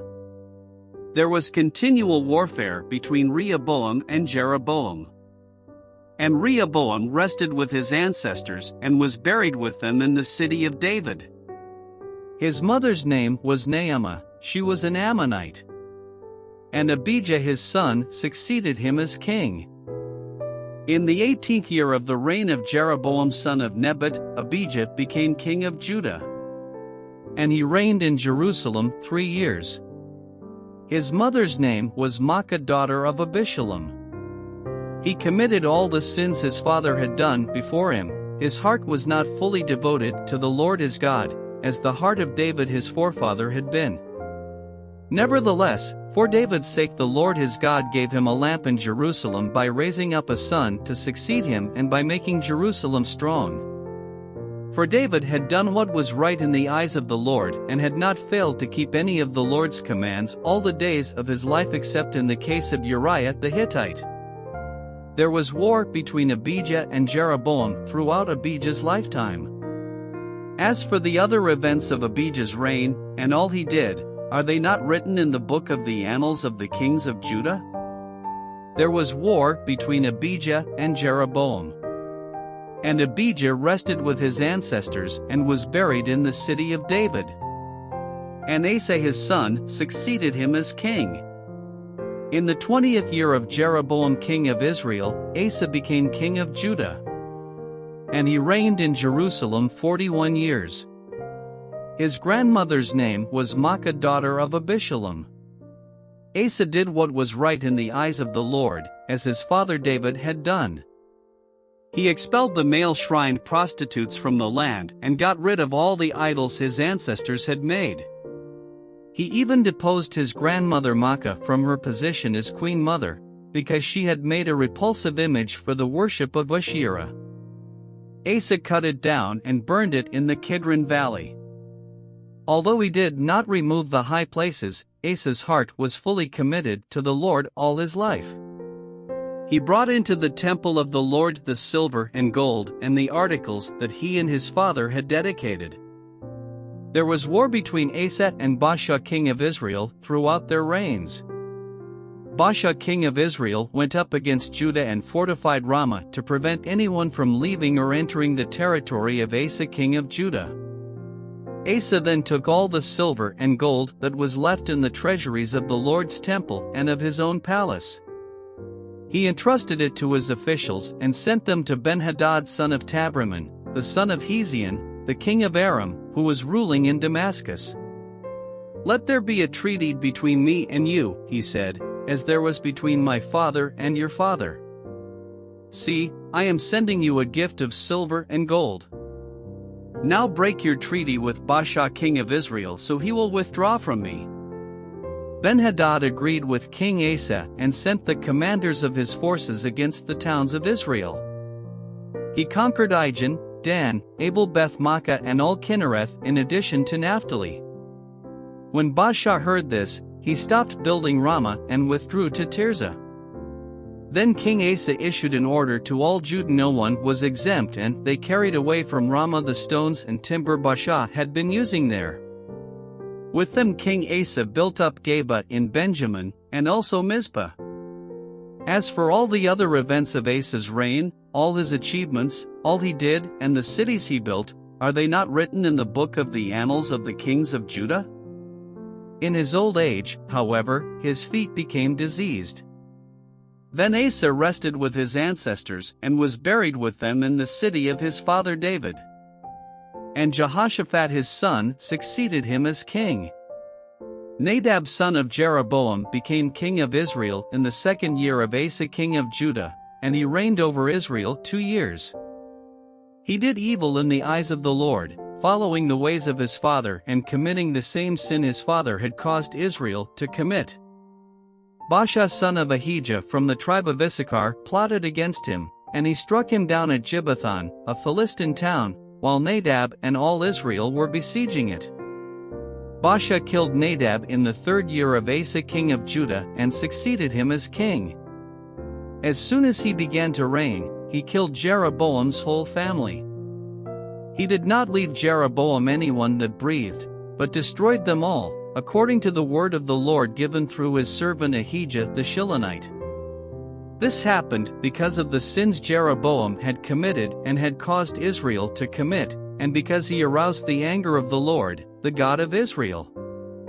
As for the other events of Nadab's reign, and all he did, are they not written in the book of the annals of the kings of Israel? There was war between Asa and Baasha king of Israel throughout their reigns. In the 3rd year of Asa king of Judah, Baasha son of Ahijah became king of all Israel in Tirzah, and he reigned 24 years. He did evil in the eyes of the Lord, following the ways of Jeroboam and committing the same sin Jeroboam had caused Israel to commit. Then the word of the Lord came to Jehu son of Hanani concerning Baasha. I lifted you up from the dust and appointed you ruler over my people Israel, but you followed the ways of Jeroboam and caused my people Israel to sin and to arouse my anger by their sins. So I am about to wipe out Baasha and his house, and I will make your house like that of Jeroboam son of Nebat. For dogs will eat those belonging to Baasha who die in the city, and birds will feed on those who die in the country. As for the other events of Baasha's reign, what he did and his achievements, are they not written in the book of the annals of the kings of Israel? Baasha rested with his ancestors and was buried in Tirzah. And Elah his son succeeded him as king.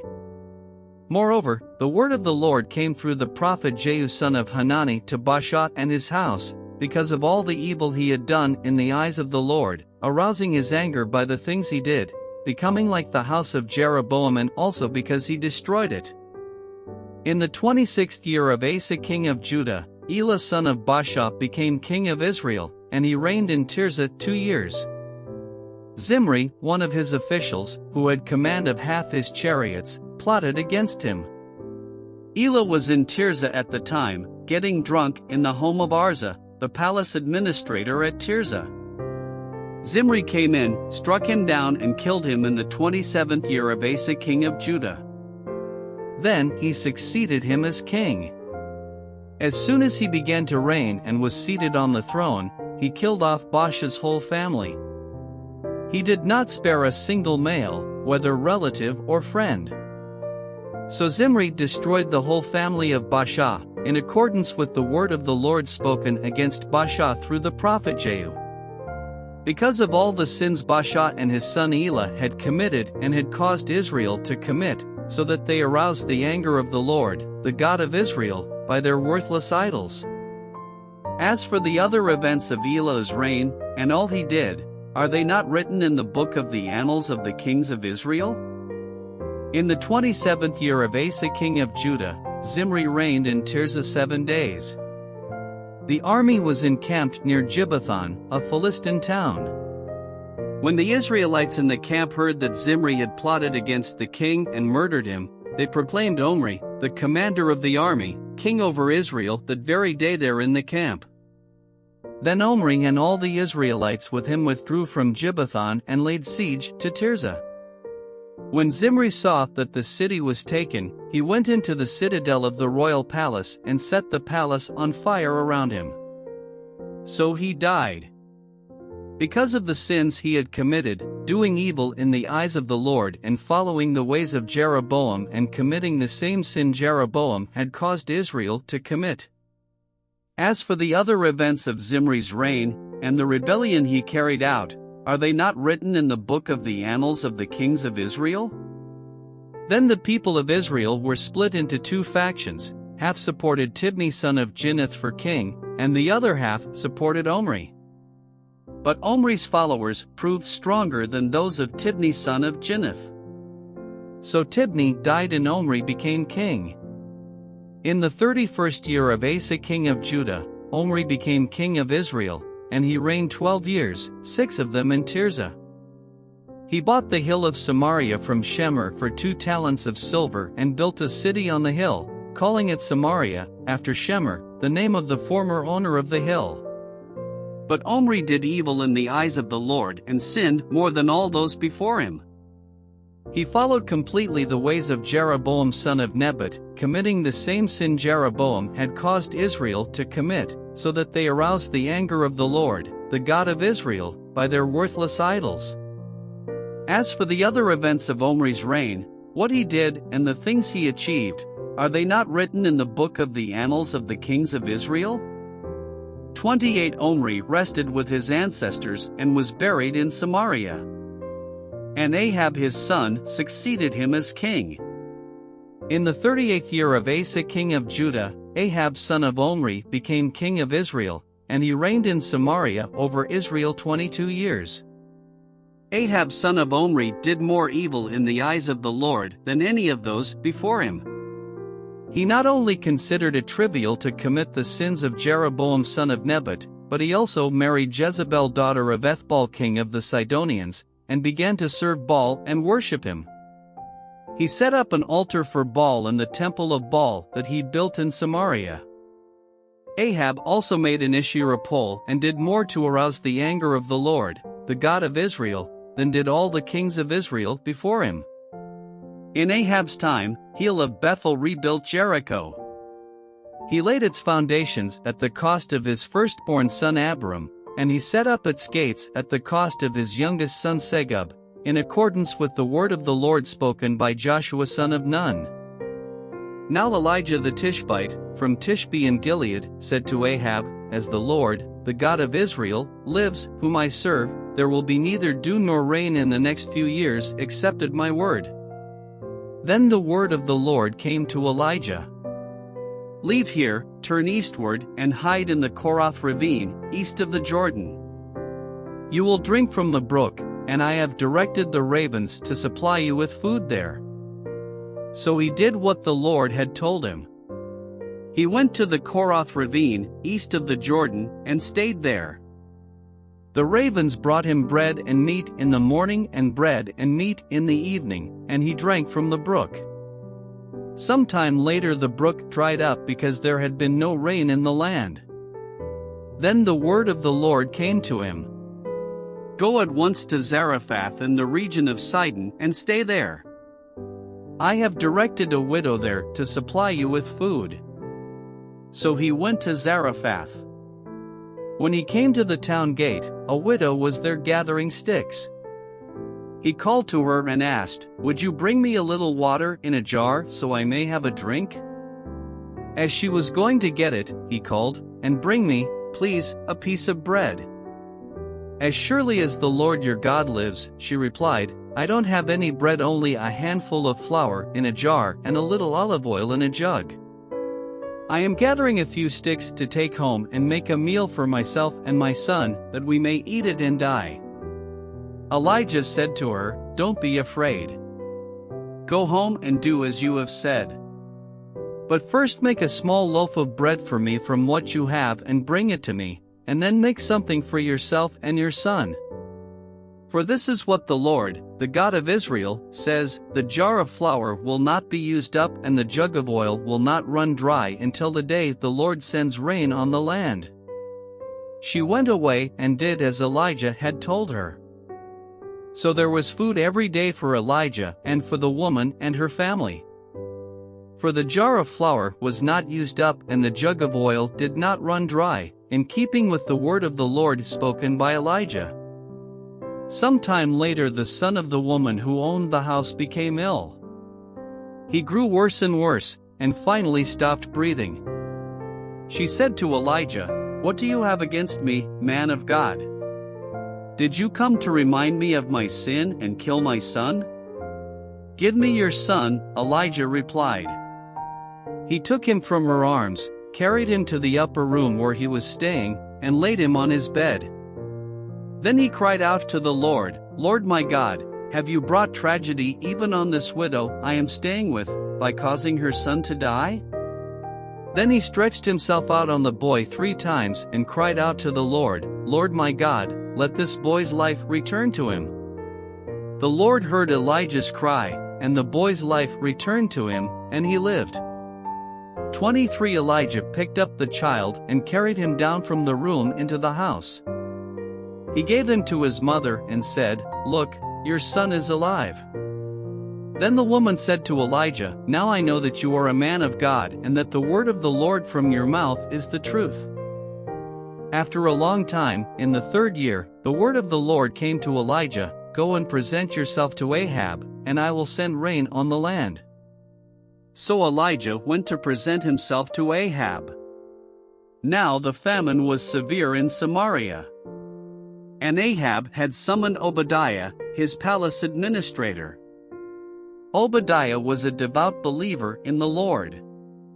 While Jezebel was killing off the Lord's prophets, Obadiah had taken 100 prophets and hidden them in 2 caves, 50 in each, and had supplied them with food and water.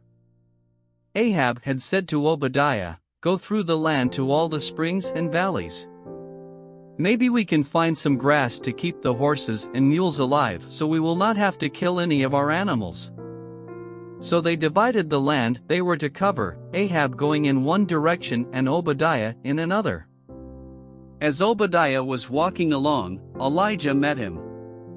Obadiah recognized him, bowed down to the ground, and said, "Is it really you, my lord Elijah?" "Yes," he replied. "Go tell your master, Elijah is here." "What have I done wrong," asked Obadiah, "that you are handing your servant over to Ahab to be put to death? As surely as the Lord your God lives, there is not a nation or kingdom where my master has not sent someone to look for you. And whenever a nation or kingdom claimed you were not there, he made them swear they could not find you. But now you tell me to go to my master and say, 'Elijah is here.' I don't know where the Spirit of the Lord may carry you when I leave you. If I go and tell Ahab and he doesn't find you, he will kill me. Yet I your servant have worshipped the Lord since my youth. Haven't you heard, my Lord, what I did while Jezebel was killing the prophets of the Lord? I hid 100 of the Lord's prophets in 2 caves, 50 in each, and supplied them with food and water. And now you tell me to go to my master and say, 'Elijah is here.' He will kill me." Elijah said, "As the Lord Almighty lives, whom I serve, I will surely present myself to Ahab today." So Obadiah went to meet Ahab and told him, and Ahab went to meet Elijah. When he saw Elijah, he said to him, "Is that you, you troubler of Israel?" "I have not made trouble for Israel," Elijah replied. "But you and your father's family have. You have abandoned the Lord's commands and have followed the Baals. Now summon the people from all over Israel to meet me on Mount Carmel. And bring the 450 prophets of Baal and the 400 prophets of Asherah, who eat at Jezebel's table." So Ahab sent word throughout all Israel and assembled the prophets on Mount Carmel. Elijah went before the people and said, "How long will you waver between 2 opinions? If the Lord is God, follow him, but if Baal is God, follow him." But the people said nothing. Then Elijah said to them, "I am the only one of the Lord's prophets left, but Baal has 450 prophets. Get 2 bulls for us. Let Baal's prophets choose one for themselves, and let them cut it into pieces and put it on the wood but not set fire to it. I will prepare the other bull and put it on the wood but not set fire to it. Then you call on the name of your God, and I will call on the name of the Lord. The God who answers by fire, he is God." Then all the people said, "What you say is good." Elijah said to the prophets of Baal, "Choose one of the bulls and prepare it first, since there are so many of you. Call on the name of your God, but do not light the fire." So they took the bull given them and prepared it. Then they called on the name of Baal from morning till noon. "Baal, answer us," they shouted.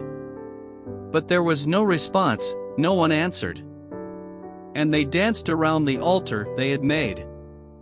At noon Elijah began to taunt them. "Shout louder," he said. Surely he is a god. Perhaps he is deep in thought, or busy, or traveling. Maybe he is sleeping and must be awakened." So they shouted louder and slashed themselves with swords and spears, as was their custom, until their blood flowed. Midday passed, and they continued their frantic prophesying until the time for the evening sacrifice. But there was no response, no one answered, no one paid attention. Then Elijah said to all the people, "Come here to me." They came to him, and he repaired the altar of the Lord, which had been torn down. Elijah took 12 stones, one for each of the tribes descended from Jacob, to whom the word of the Lord had come, saying, "Your name shall be Israel." With the stones he built an altar in the name of the Lord, and he dug a trench around it large enough to hold 2 seahs of seed. He arranged the wood, cut the bull into pieces, and laid it on the wood. Then he said to them, "Fill 4 large jars with water and pour it on the offering and on the wood." "Do it again," he said, and they did it again. "Do it a 3rd time," he ordered, and they did it the 3rd time. The water ran down around the altar and even filled the trench. At the time of sacrifice, the prophet Elijah stepped forward and prayed, "Lord, the God of Abraham, Isaac and Israel, let it be known today that you are God in Israel and that I am your servant and have done all these things at your command. Answer me, Lord, answer me, so these people will know that you, Lord, are God, and that you are turning their hearts back again." Then the fire of the Lord fell and burned up the sacrifice, the wood, the stones and the soil, and also licked up the water in the trench. When all the people saw this, they fell prostrate and cried, "The Lord He is God! The Lord He is God!" Then Elijah commanded them, "Seize the prophets of Baal. Don't let anyone get away." They seized them, and Elijah had them brought down to the Kishon Valley and slaughtered there. And Elijah said to Ahab, "Go, eat and drink, for there is the sound of a heavy rain." So Ahab went off to eat and drink, but Elijah climbed to the top of Carmel, bent down to the ground and put his face between his knees. "Go and look toward the sea," he told his servant. And he went up and looked. "There is nothing there," he said. 7 times Elijah said, "Go back." The 7th time the servant reported, "A cloud as small as a man's hand is rising from the sea." So Elijah said, "Go and tell Ahab, hitch up your chariot and go down before the rain stops you." Meanwhile, the sky grew black with clouds, the wind rose, a heavy rain started falling and Ahab rode off to Jezreel. The power of the Lord came on Elijah and, tucking his cloak into his belt, he ran ahead of Ahab all the way to Jezreel. Now Ahab told Jezebel everything Elijah had done and how he had killed all the prophets with the sword. So Jezebel sent a messenger to Elijah to say, "May the gods deal with me, be it ever so severely, if by this time tomorrow I do not make your life like that of one of them." Elijah was afraid and ran for his life. When he came to Beersheba in Judah, he left his servant there, while he himself went a day's journey into the wilderness. He came to a broom bush, sat down under it and prayed that he might die. "I have had enough, Lord," he said. "Take my life, I am no better than my ancestors." Then he lay down under the bush and fell asleep. All at once an angel touched him and said, "Get up and eat." He looked around, and there by his head was some bread baked over hot coals and a jar of water. He ate and drank and then lay down again. The angel of the Lord came back a 2nd time and touched him and said, "Get up and eat, for the journey is too much for you." So he got up and ate and drank. Strengthened by that food, he traveled 40 days and 40 nights until he reached Horeb, the mountain of God. There he went into a cave and spent the night. And the word of the Lord came to him, "What are you doing here, Elijah?" He replied, "I have been very zealous for the Lord God Almighty. The Israelites have rejected your covenant, torn down your altars, and put your prophets to death with the sword. I am the only one left, and now they are trying to kill me too." The Lord said, "Go out and stand on the mountain in the presence of the Lord, for the Lord is about to pass by." Then a great and powerful wind tore the mountains apart and shattered the rocks before the Lord, but the Lord was not in the wind. After the wind there was an earthquake, but the Lord was not in the earthquake. After the earthquake came a fire, but the Lord was not in the fire. And after the fire came a gentle whisper. When Elijah heard it, he pulled his cloak over his face and went out and stood at the mouth of the cave. Then a voice said to him, "What are you doing here, Elijah?" He replied, "I have been very zealous for the Lord God Almighty. The Israelites have rejected your covenant, torn down your altars, and put your prophets to death with the sword. I am the only one left, and now they are trying to kill me too." The Lord said to him, "Go back the way you came, and go to the desert of Damascus. When you get there, anoint Hazael king over Aram.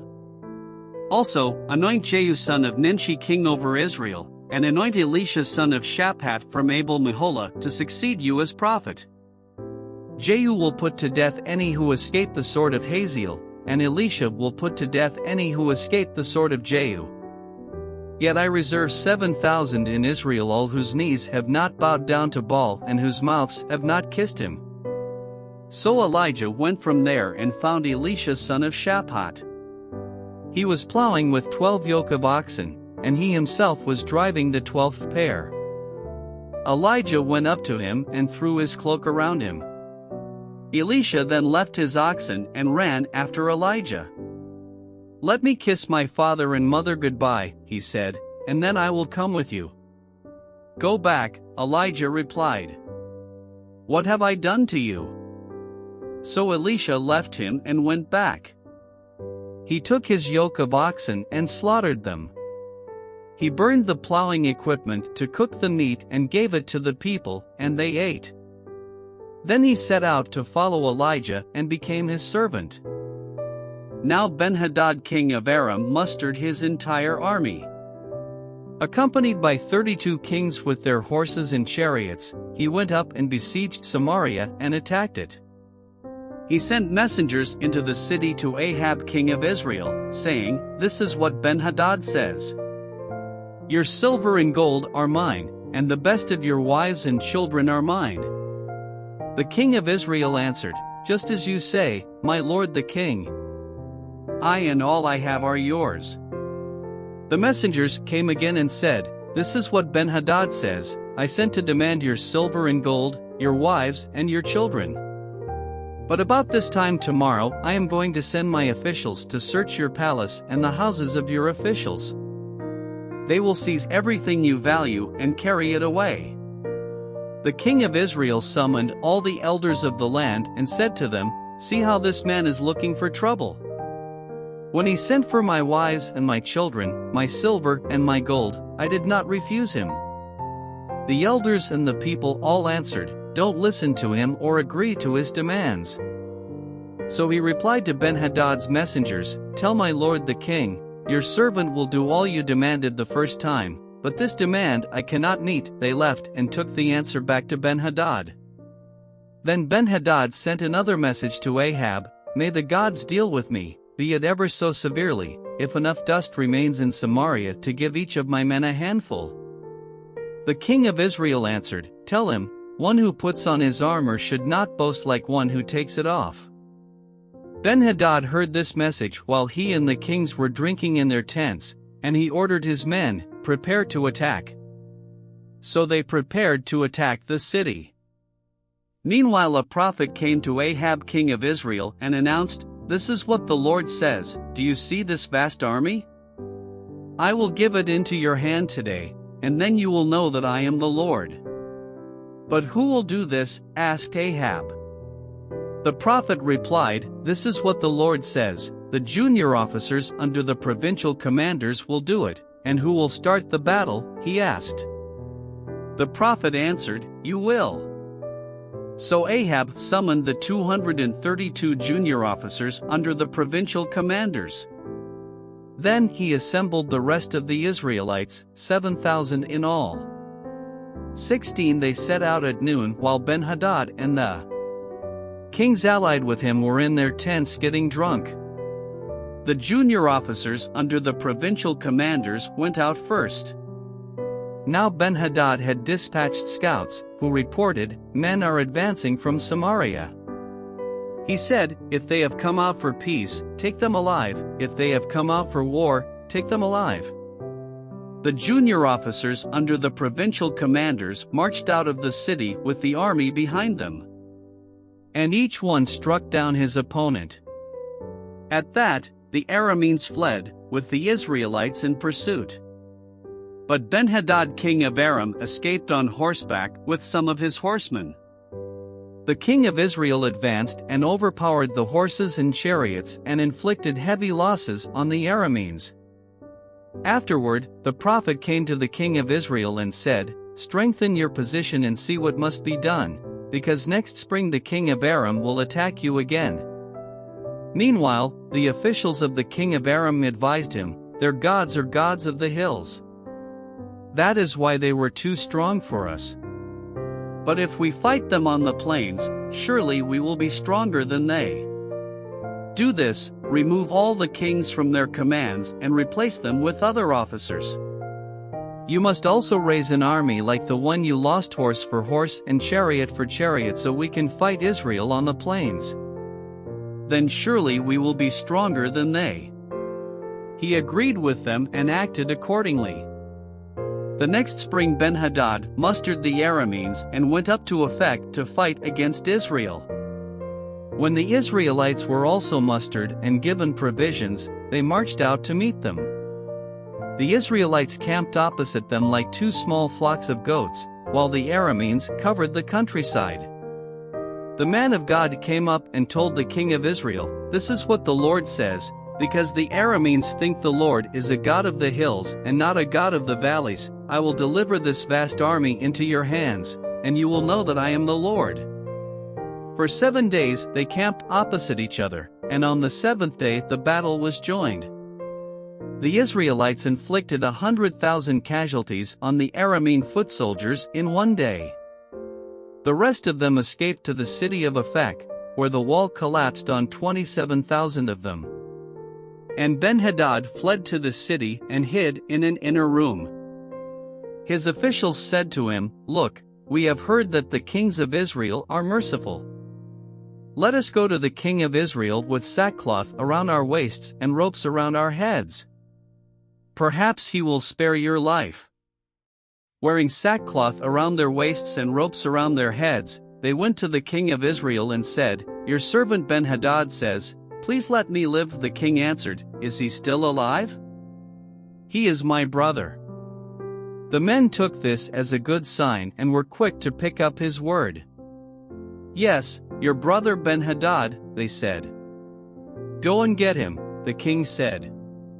When Ben-Hadad came out, Ahab had him come up into his chariot. "I will return the cities my father took from your father," Ben-Hadad offered. "You may set up your own market areas in Damascus, as my father did in Samaria." Ahab said, "On the basis of a treaty, I will set you free." So he made a treaty with him, and let him go.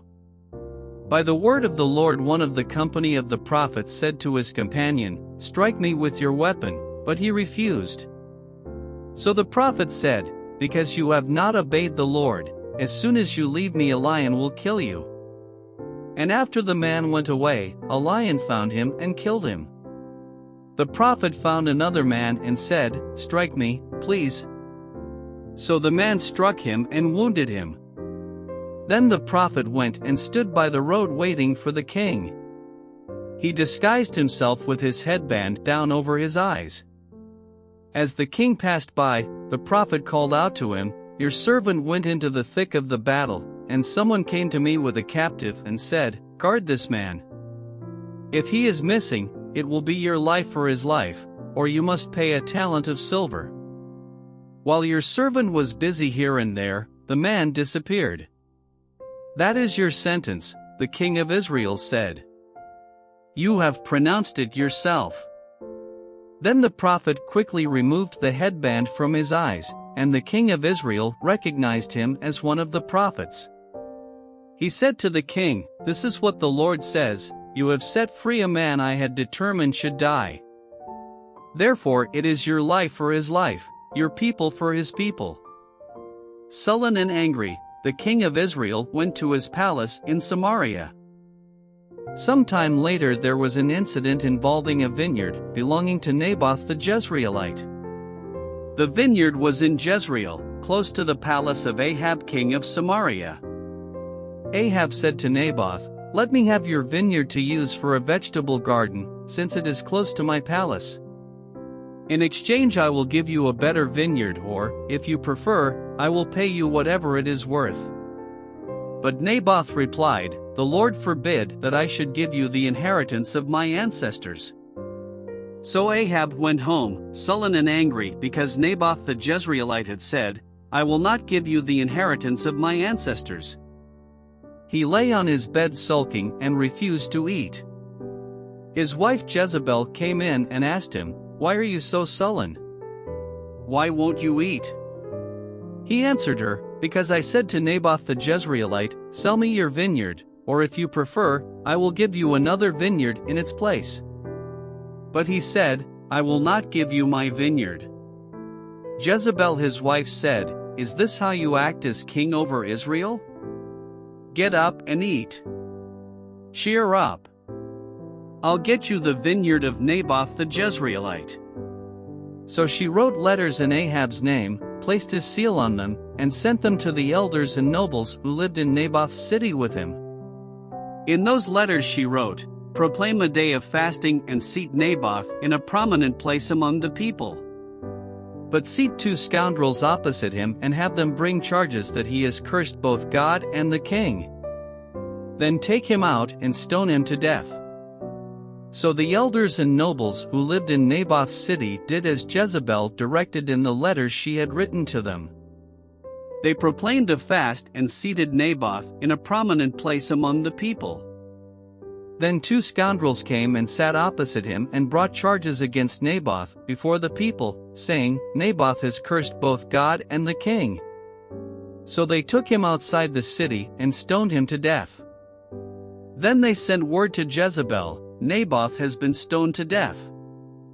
As soon as Jezebel heard that Naboth had been stoned to death, she said to Ahab, "Get up and take possession of the vineyard of Naboth the Jezreelite that he refused to sell you.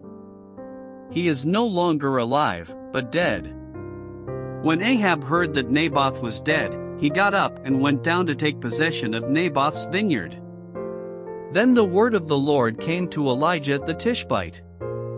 "Go down to meet Ahab king of Israel, who rules in Samaria. He is now in Naboth's vineyard, or he has gone to take possession of it. Say to him, 'This is what the Lord says, have you not murdered a man and seized his property?' Then say to him, 'This is what the Lord says, in the place where dogs licked up Naboth's blood, dogs will lick up your blood, yes, yours.'" Ahab said to Elijah, "So you have found me, my enemy." "I have found you," he answered, "because you have sold yourself to do evil in the eyes of the Lord. He says, 'I am going to bring disaster on you. I will wipe out your descendants and cut off from Ahab every last male in Israel, slave or free. I will make your house like that of Jeroboam son of Nebat and that of Baasha son of Ahijah, because you have aroused my anger and have caused Israel to sin.' And also concerning Jezebel, the Lord says, 'Dogs will devour Jezebel by the wall of Jezreel. Dogs will eat those belonging to Ahab who die in the city, and the birds will feed on those who die in the country.' There was never anyone like Ahab, who sold himself to do evil in the eyes of the Lord, urged on by Jezebel his wife. He behaved in the vilest manner by going after idols, like the Amorites the Lord drove out before Israel.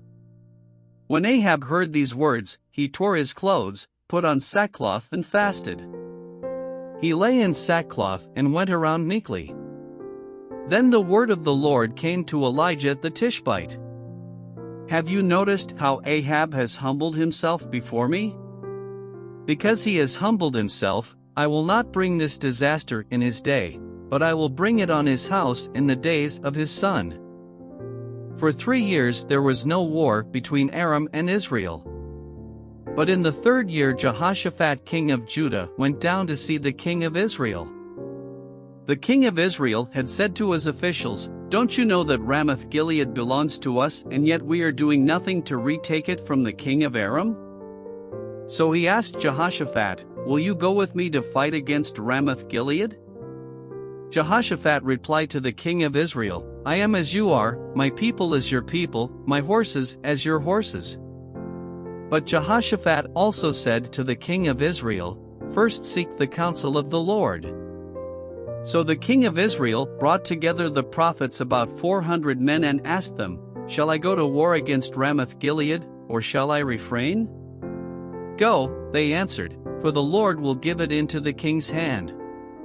But Jehoshaphat asked, "Is there no longer a prophet of the Lord here whom we can inquire of?"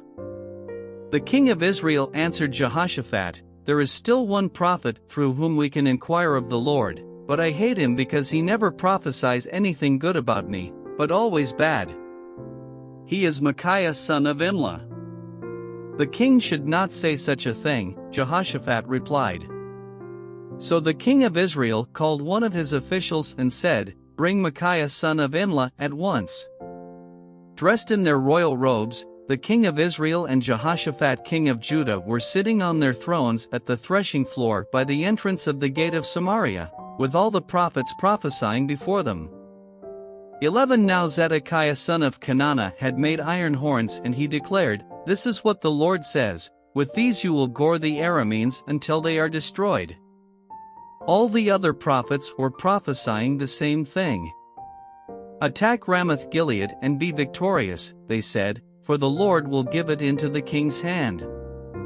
The messenger who had gone to summon Micaiah said to him, "Look, the other prophets without exception are predicting success for the king.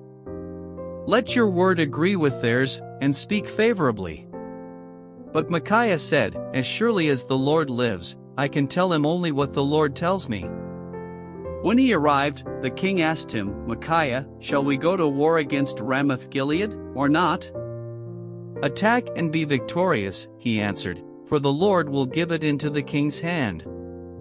The king said to him, "How many times must I make you swear to tell me nothing but the truth in the name of the Lord?" Then Micaiah answered, "I saw all Israel scattered on the hills like sheep without a shepherd, and the Lord said, 'These people have no master. Let each one go home in peace.'" The king of Israel said to Jehoshaphat, "Didn't I tell you that he never prophesies anything good about me, but only bad?" Micaiah continued, "Therefore hear the word of the Lord. I saw the Lord sitting on his throne with all the multitudes of heaven standing around him on his right and on his left. And the Lord said, 'Who will entice Ahab into attacking Ramoth-Gilead and going to his death there?' One suggested this, and another that. Finally, a spirit came forward, stood before the Lord and said, 'I will entice him.' 'By what means?' the Lord asked. 'I will go out and be a deceiving spirit in the mouths of all his prophets,' he said. 'You will succeed in enticing him,' said the Lord. 'Go and do it.' So now the Lord has put a deceiving spirit in the mouths of all these prophets of yours. The Lord has decreed disaster for you." Then Zedekiah son of Kenana went up and slapped Micaiah in the face.